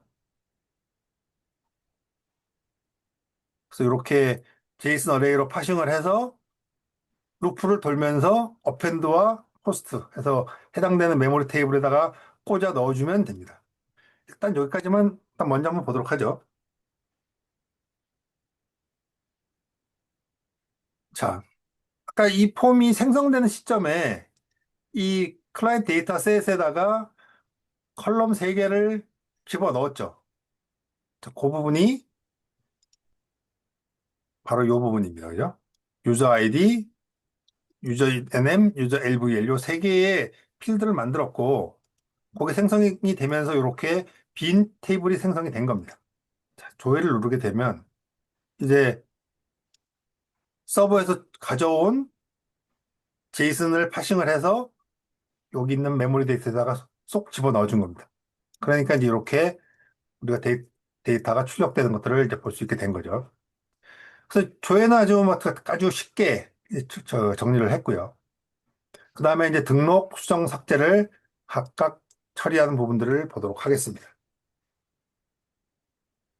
자, 여기에 그 연동되는 거는 뭐 가장 델파의 기본이 되는 케이스니까 뭐 다들 쉽게 이해가 됐을 거라 생각을 하고요. 자, 등록 부분을 보겠습니다. 등록 부분을 보면 그냥 똑같이 얘는 그냥 그 뒤에다 추가하는 거니까 메모리 테이블에 어펜드를 시키면 됩니다. 그리고 수정은 에디트를 해주면 되고요. 그러면 얘들이 실제로 그럼 서버로 그럼 날라는 언제 날라가느냐? 요 부분, 요거 저장할 때 요때 날라가게 됩니다. 요때 날라가는데 우리가 지금 수정 편집했던 그 내용을 메모리 데이터셋에 있던 내용을 이렇게 제이슨으로 바꿔줍니다. 왜? REST API 서버는 항상 데이터를 제이슨으로 주고받기 때문에 걔가 이해를 하게 하려고 그러면 이렇게 던져줘야 되겠죠. 그래서 실제로 얘는 서버로 전송이 될 때 이런 형태로 전송이 되게 될 겁니다.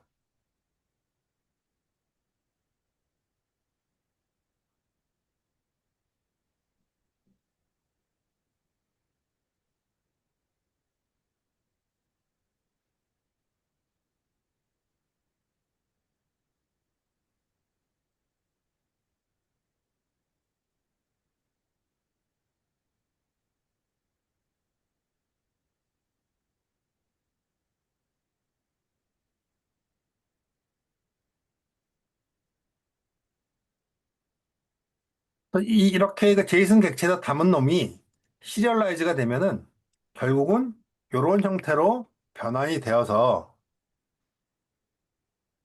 이 스트림에 담기게 되고 걔를 우리는 그냥 서버로 쭉 쏴주면 되는 거죠. 그다음에 쏠 때 우리가 이제 판단을 해야죠. 지금 데이터셋의 상태가 어떤 상태인가?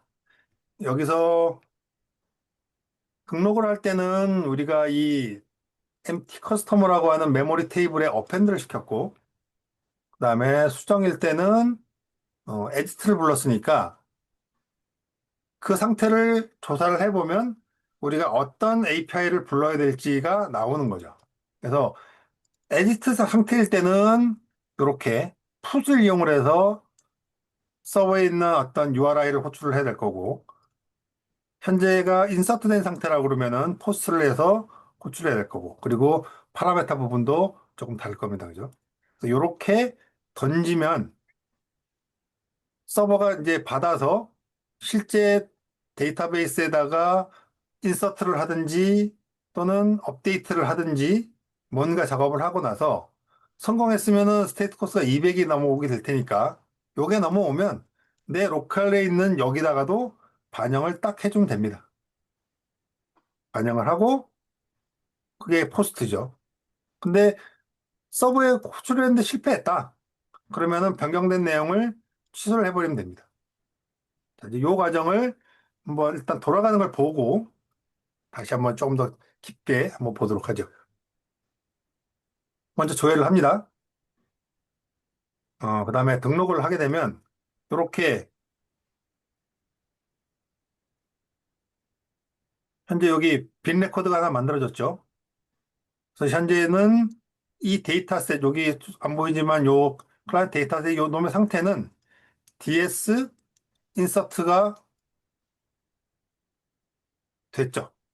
그리고 새로운 데이터를 받기 위해서 이렇게 빈 레코드를 하나 만들고 사용자가 이제 입력을 하기를 기다립니다.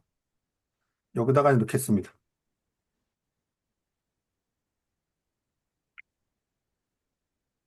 이런 걸 하고 등급을 뭐 7,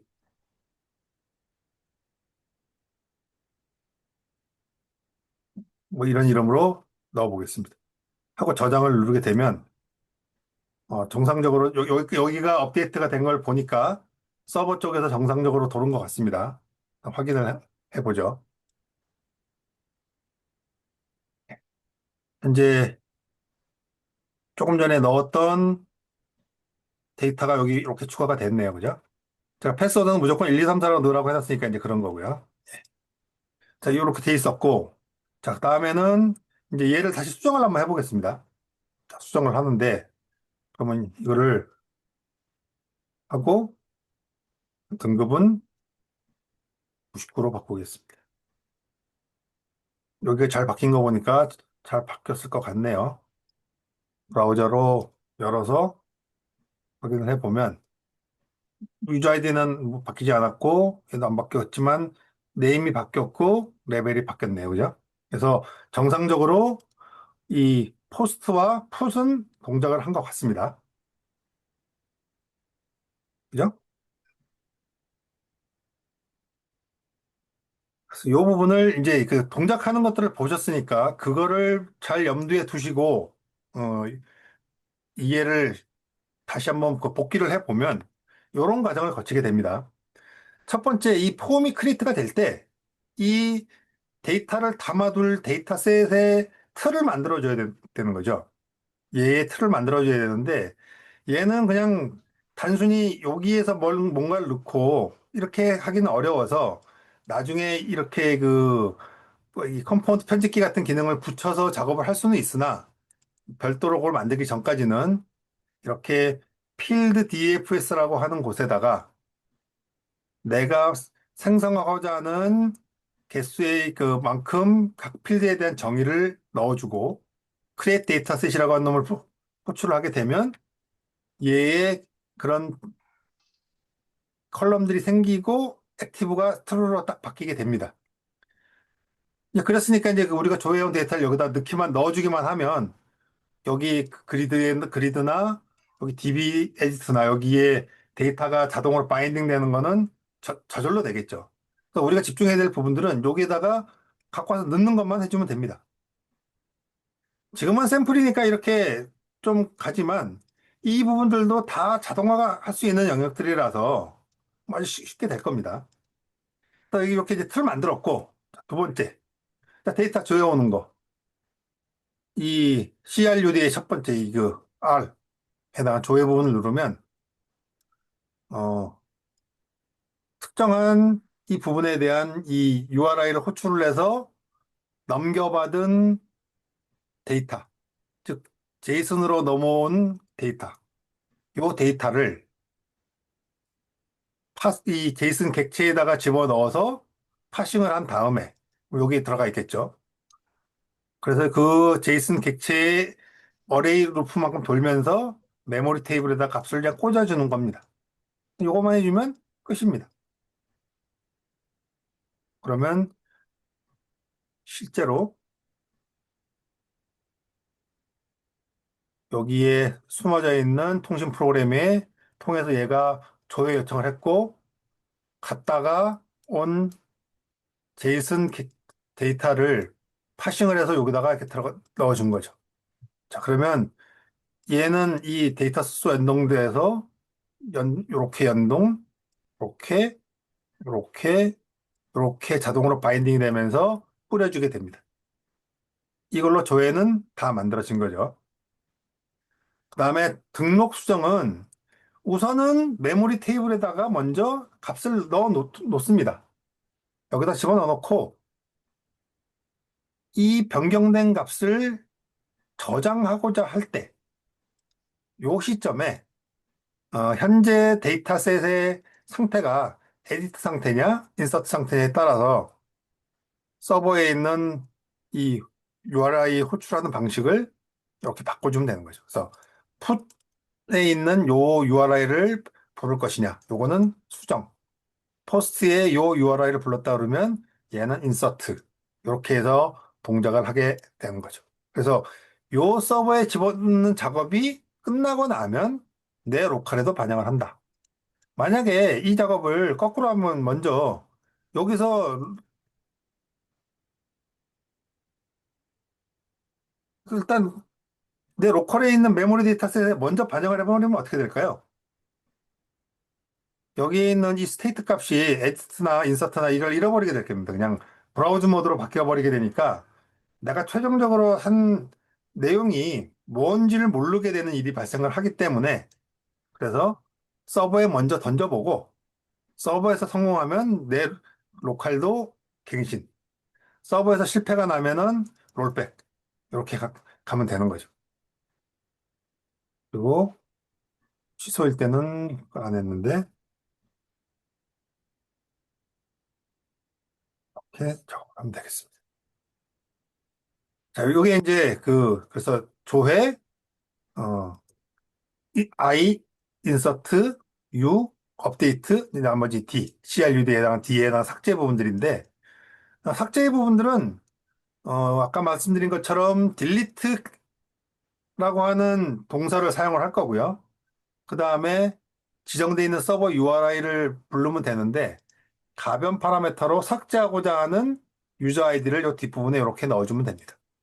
그래서 현재 이 MT 커스터머라고 하는 놈이 가지고 있는 현재 이 액티브 레코드에 있는 유저 아이디 값을 뽑아다가 서버로 호출할 때 파라미터로 달아주게 되면 넘어가는 거죠. 그래서 얘도 역시 마찬가지로 서버에서 작업이 성공을 하면 내 로컬도 똑같이 반영을 해주면 됩니다.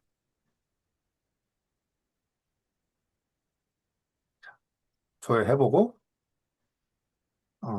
얘를 이제 삭제를 하고 싶다라고 하면 얘를 삭제를 하겠습니다. 내 로컬 지어진 거 보니까 서버도 잘 된 것 같습니다. 지금 보면 열 번째 시퀀스 22번이 있었는데, 네, 잘 지워졌네요. 그죠? 그래서 이렇게 만들면 된다라는 점이죠. 이제 짝이 되는 코드들을 각각 보면서 다시 복기를 해드릴게요. 중요한 부분이기 때문에 계속 반복적으로 이제 설명을 해드립니다.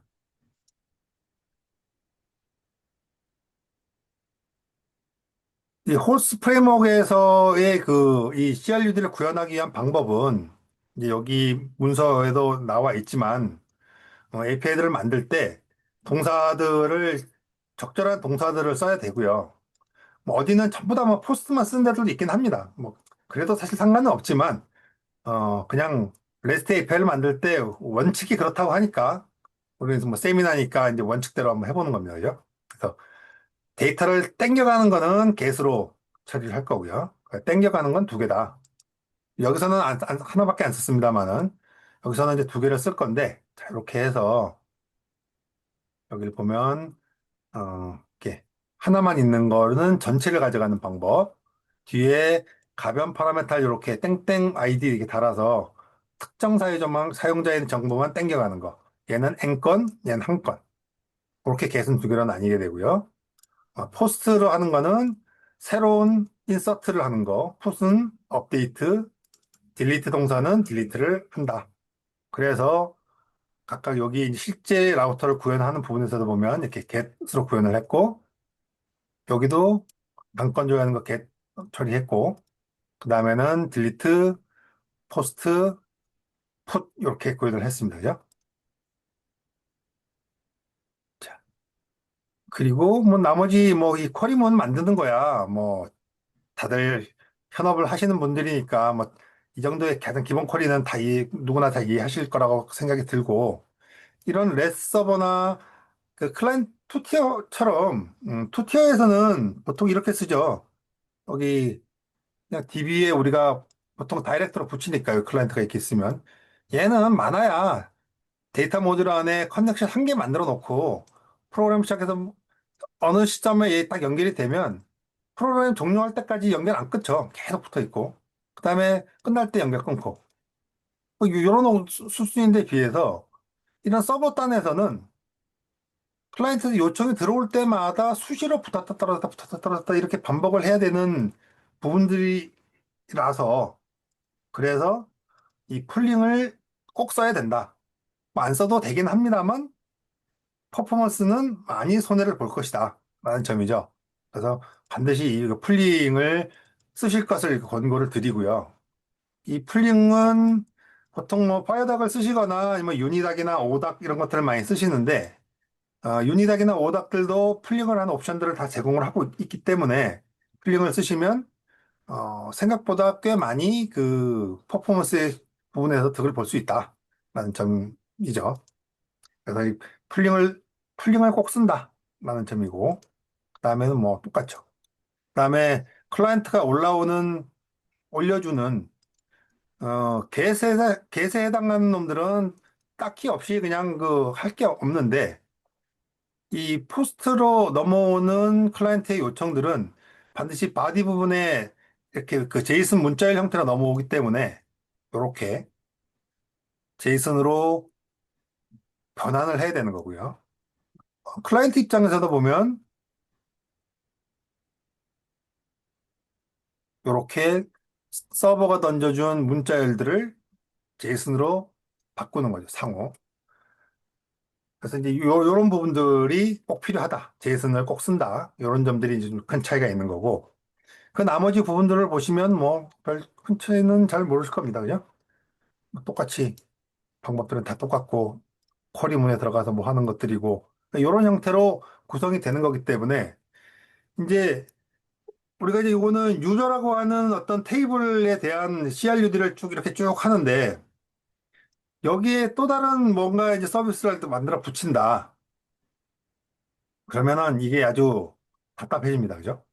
음. 왜? 지금 현재 이게 보통 얘는 다섯 개의 이 핸들러가 여기 하나의 유닛 안에 들어 있지만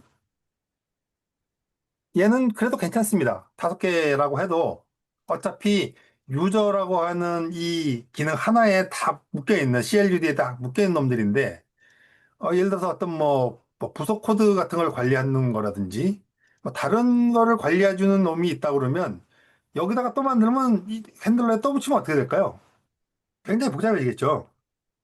그래서 이런 경우에는 아까 이제 설명을 하려고 했다가 하는 거 부분을 이제 지금 하는 건데, 이 컨트롤러라고 하는 것들을 만들어서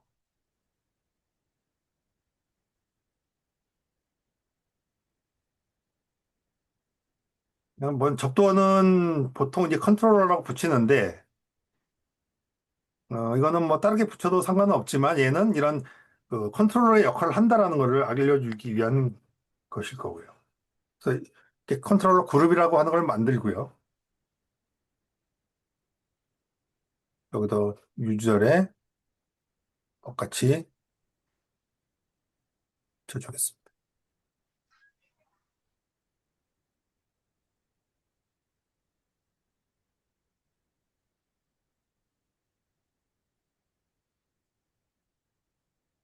그럼 이제 여기다가 이제 그 그룹에 관련되는 그 기능들을 이제 쭉 CRU들을 이제 붙일 건데, 얘는 지금 보면은 요 부분이 요 비긴엔드 사이에 있으니까 자동으로 호출이 돼서 불려지겠죠. 그죠?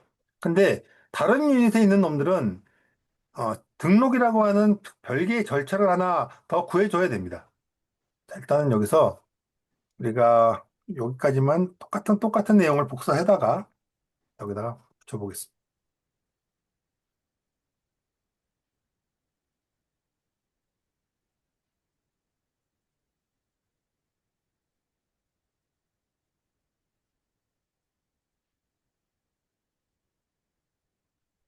일단 이 레지스터 컨트롤러라고 하는 펑션 하나 만들고요. 여기에다가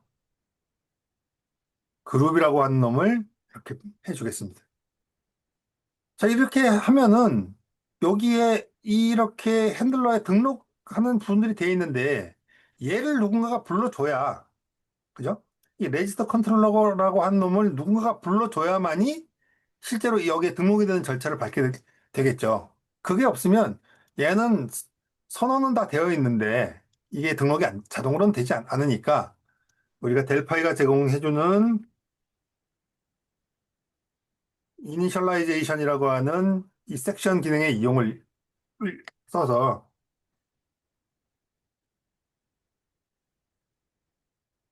이 메소드를 한번 불러줍니다. 그러면 여기 있는 이 이니셜라이제이션에 있는 요 놈은 언제 불리느냐? 여기 보면 이 DB 서버 이 놈이 여기서 이렇게 유지를 한번 했죠. 그래서 요게 쭉 프로그램이 올라오는 시점에 여기 유지 자리에 있는 모든 유닛에 이 레지스터 컨트롤러라고 하는 놈을 자동으로 한 번씩 불러줍니다. 내가 따로 뭔가를 해주지 않아도 요 이니셜라이즈 섹션에 있는 놈은 이놈이 누군가 유저들에 한 번이라도 물려 있다 그러면 단 한 번, 여러 번은 아니고 프로그램이 기동되는 시점에 한 번 얘를 딱 불러줍니다. 자, 이렇게 했으니까 우리는 이제 이 컨트롤러를 이제 두 개를 이제 가지게 됐겠네요. 그죠? 단건 조회도 만약에 뭐 필요하다 그러면 똑같은 내용이지만 여기다가 이렇게 좀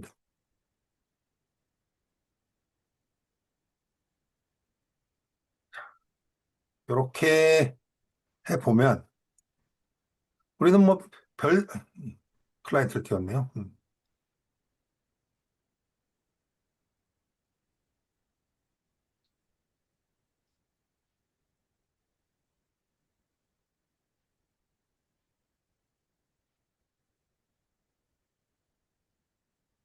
되시니까 보기 편하게 여기서 한번 그냥 불러보겠습니다.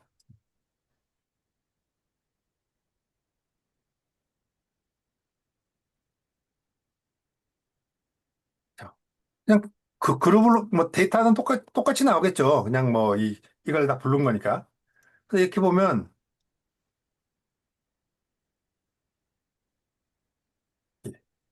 우리가 이렇게 또 하나의 다른 컨트롤러들, 서비스들이 동작을 하는 것들을 보실 수가 있을 겁니다. 자, 근데 이 부분을 자, 이렇게 해서 이걸 쪼개지 않고 여기 하나에다가 다 넣는다고 생각을 한번 해보시면 이 내용이 완전 길어질 겁니다. 그죠? 어마어마하게 이렇게 길어지실 거예요.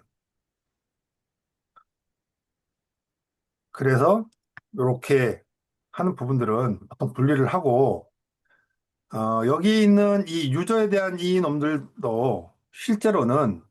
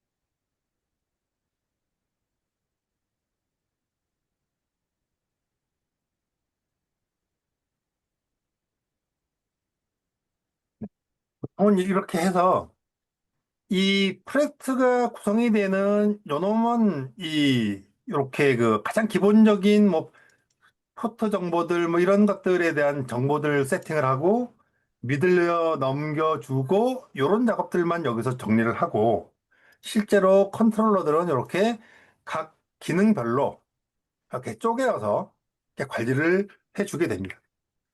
이게 하나로 쭉 다 있는 것보다는 이게 그 간편해, 간결해졌죠. 그리고 기능별로 이것들이 그 묶여 있기 때문에 이렇게 필요할 때마다 이렇게 컨트롤러를 하나 이렇게 이제 늘려나가게 되면은, 어, 이 스케일업을 하는 부분에 있어서도 매우 편리하게 이렇게 갈 수 있다라는 점들입니다.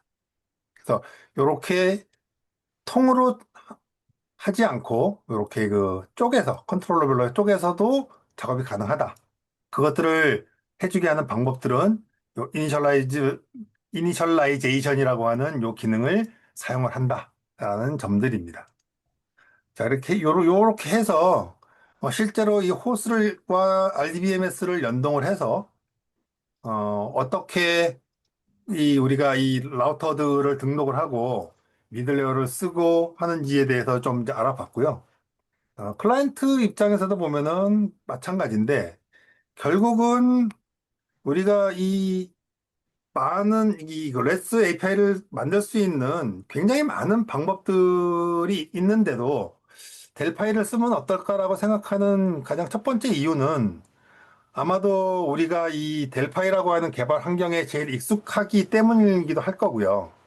또 두 번째로는 이런 소스 코드들이 보완이 되어서 누군가에게 이렇게 불특정 다수에게 배포를 하는 시점에서도 보면 얘는 바이너리니까 뜯어보고 싶어도 못 뜯어보고 그렇게 되는데 뭐 Node.js나 FastAPI 같은 경우에는 소스에 대한 보완이 전혀 안 되는 문제들 그런 것들 때문에 이런 그 실제 컴파일되는 형태를 원하는 경우들도 이제 종종 있게 되는 거죠. 그래서 이거 말고도 이제 아까 초반에 그 소개해드렸던 뭐 MVC 프레임워크나 기타 이런 놈들은 얘는 단순하게 이런 함수 형태로 하지만 걔들은 또 OOP적인 방법들로 뭔가를 할 수 있도록 그 해놓은 것들이 있어서 어떤 면에서는 더 편할 수도 있는데 어 그는 그 취향의 문제이기도 하고 그다음에 개발해야 되는 API 볼륨에 따라서 이 홀스도 굉장히 그 괜찮은 선택지 중에 하나이지 않을까라는 생각은 좀 듭니다. 그다음에 이제 남은 준비한 게 하나 더 있는데요. 어, 그 다음에는 이제 이 그 개발을 하다 보면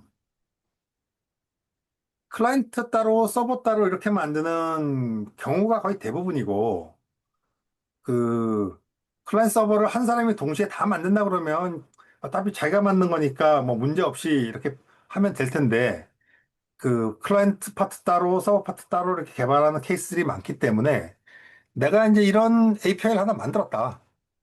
이런 API를 하나 이제 만들었는데 지금 보면 이 그룹 유저에 대해서 현재 만들어 놓은 이것들을 하려고 그러면 어떤 파라미터를 던져줘야 되는지 얘가 뭐 하는 놈인지 뭐 이런 것들에 대해서 문서를 맨날 만들어서 넘겨줘야 된다는 거죠. 근데 하다 보면 문서는 늘 후행이라서 코드가 바뀌고 문서가 바뀌어야 되는데 거기에 대한 이 동기화가 잘 안 돼서 실제로 이 문서가 뒤떨어지는 케이스들이 많이 생깁니다. 그래서 이 레스트 하는 동네에서는 스웨거나 오픈 API라고 하는 것들을 통해서 문서를 자동화하는 방법들을 많이 쓰게 되는데요. 그 부분들이 대한 간략한 소개만 하고 넘어가겠습니다. 그래서 이 그 서드 파티 미들웨어 중에 보면 GBS 스웨거라고 하는 그 미들웨어가 있고요. 이 미들웨어를 쓰면 우리가 이렇게 이제 서비스를 이렇게 그 준비를 했잖아요. 예를 들어 유저라는 서비스 get 있고 포스트가 있고 딜리트가 있고 이렇게 세 개의 API를 만들었다고 하면은 우리가 프로그램의 코드에다가 이렇게 스웨거에 대한 이로 이렇게 그 정리를 해주는 겁니다. 그래서 이거 뭐 제목하고 뭐 이런 것들을 쭉 적어 놓으면은 우리가 문서를 따로 만들지 않더라도 이거는 그냥 단순히 그냥 간단하게 그냥 소개만 하고 일단 넘어가도록 하겠습니다. 여기 지정되어 있는 요 URL을 브라우저에서 이렇게 탁 눌러보면, 요런 화면이 뜨게 됩니다. 그래서 요건 이제 서버 개발자가 이제 제공해주는 화면이 되겠죠. 그래서 클라이언트는 여기 지정되어 있는 이 스웨거에 붙어보면, 유저라고 하는 여기에는 get, post, delete 이렇게 총 3개의 이런 게 들어있구나. 여기를 눌러보면, 음, 이 get의 유저로 하게 되면은 전체 유저 목록을 리턴 해준다. 파라메터는 없다. 그리고 응답은 이런 형태로 온다. 하는 것들이 나와 있을 거고, 포스트 같은 경우에도 눌러보면, 얘는 새 사용자를 등록을 하는 거다. 그리고 뭐 파라메터는 뭐고 이런 정보들이 쭉 다 나열됩니다. 그래서 이 스웨거를 사용을 하게 되면 우리가 이 API에 대한 문서들을 API 다 만들어 놓은 다음에 한 땀 한 땀 수기로 작업하는 것이 아니라 이렇게 코드상의 일부로 즉 남겨만 놓으면 된다는 거죠. 자, 그렇다고 이런 부분들이 이제 그 전체가 다 할 수는 없으니까 보통 이런 경우에는 우리가 디버그 빌드는 보통 개발용으로 많이들 하게 되죠. 그래서 개발일 때만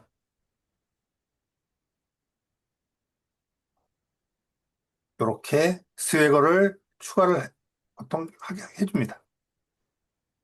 그래서 실제 우리가 이 릴리즈 모드로 돌릴 때에는 이 문서가 나오지 않을 거고요. 디버그 모드로 돌리게 되면 이 스웨거 정보로 해서 이 현재 관련된 API들의 목록과 그리고 사용법이 문서로 자동으로 쫙 나가니까 우리는 좀 더 쉽게 이 API에 대한 사용법을 클라이언트 개발자에게 전달해 줄 수 있게 되는 거죠.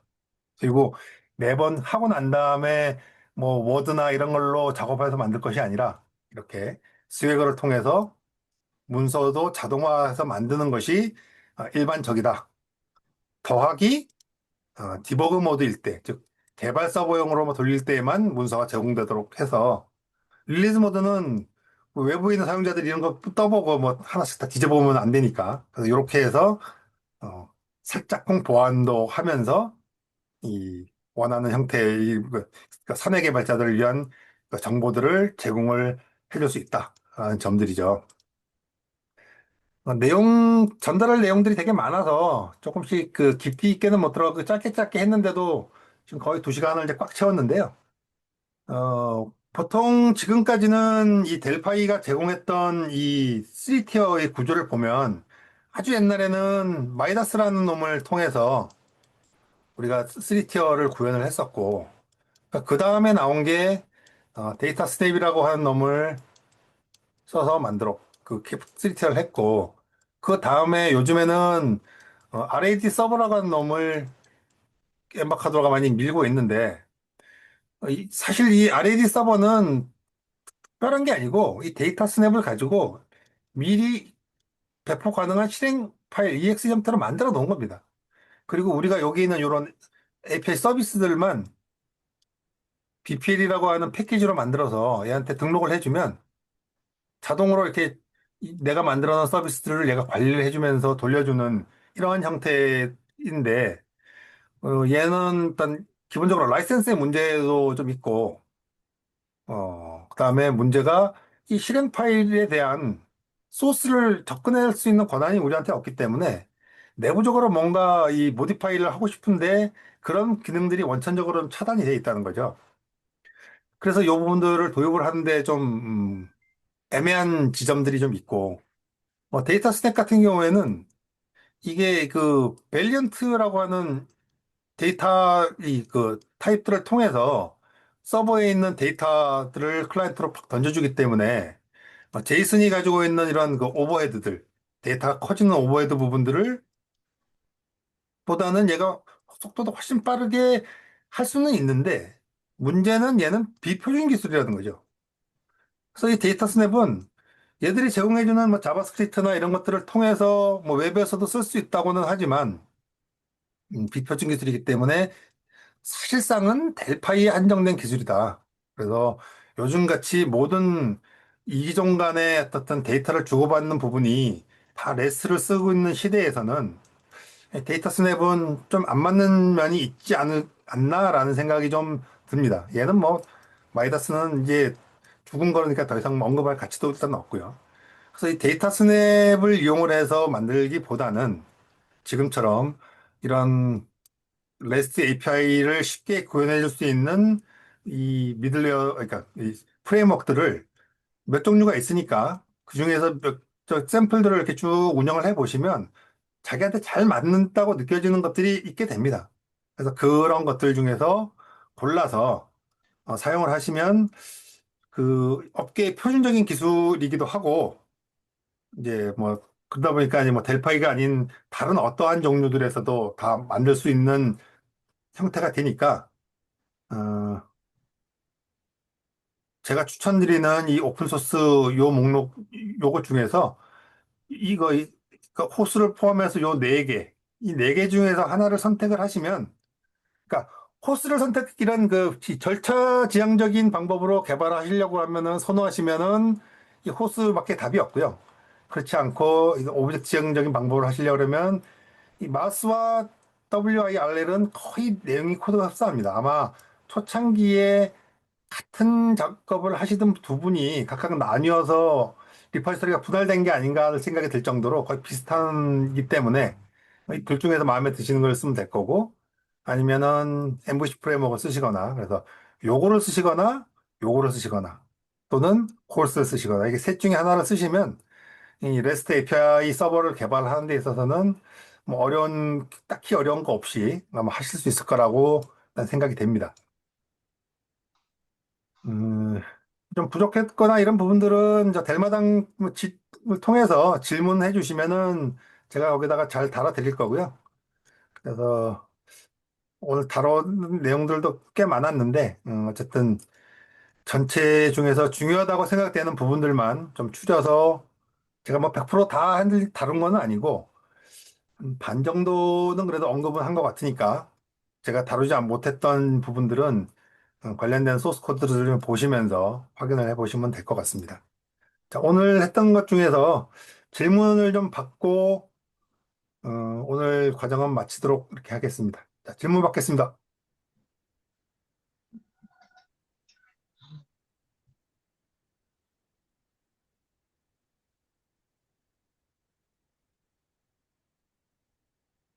어, 아무도 그 질문을 안 하시는 걸 보니까,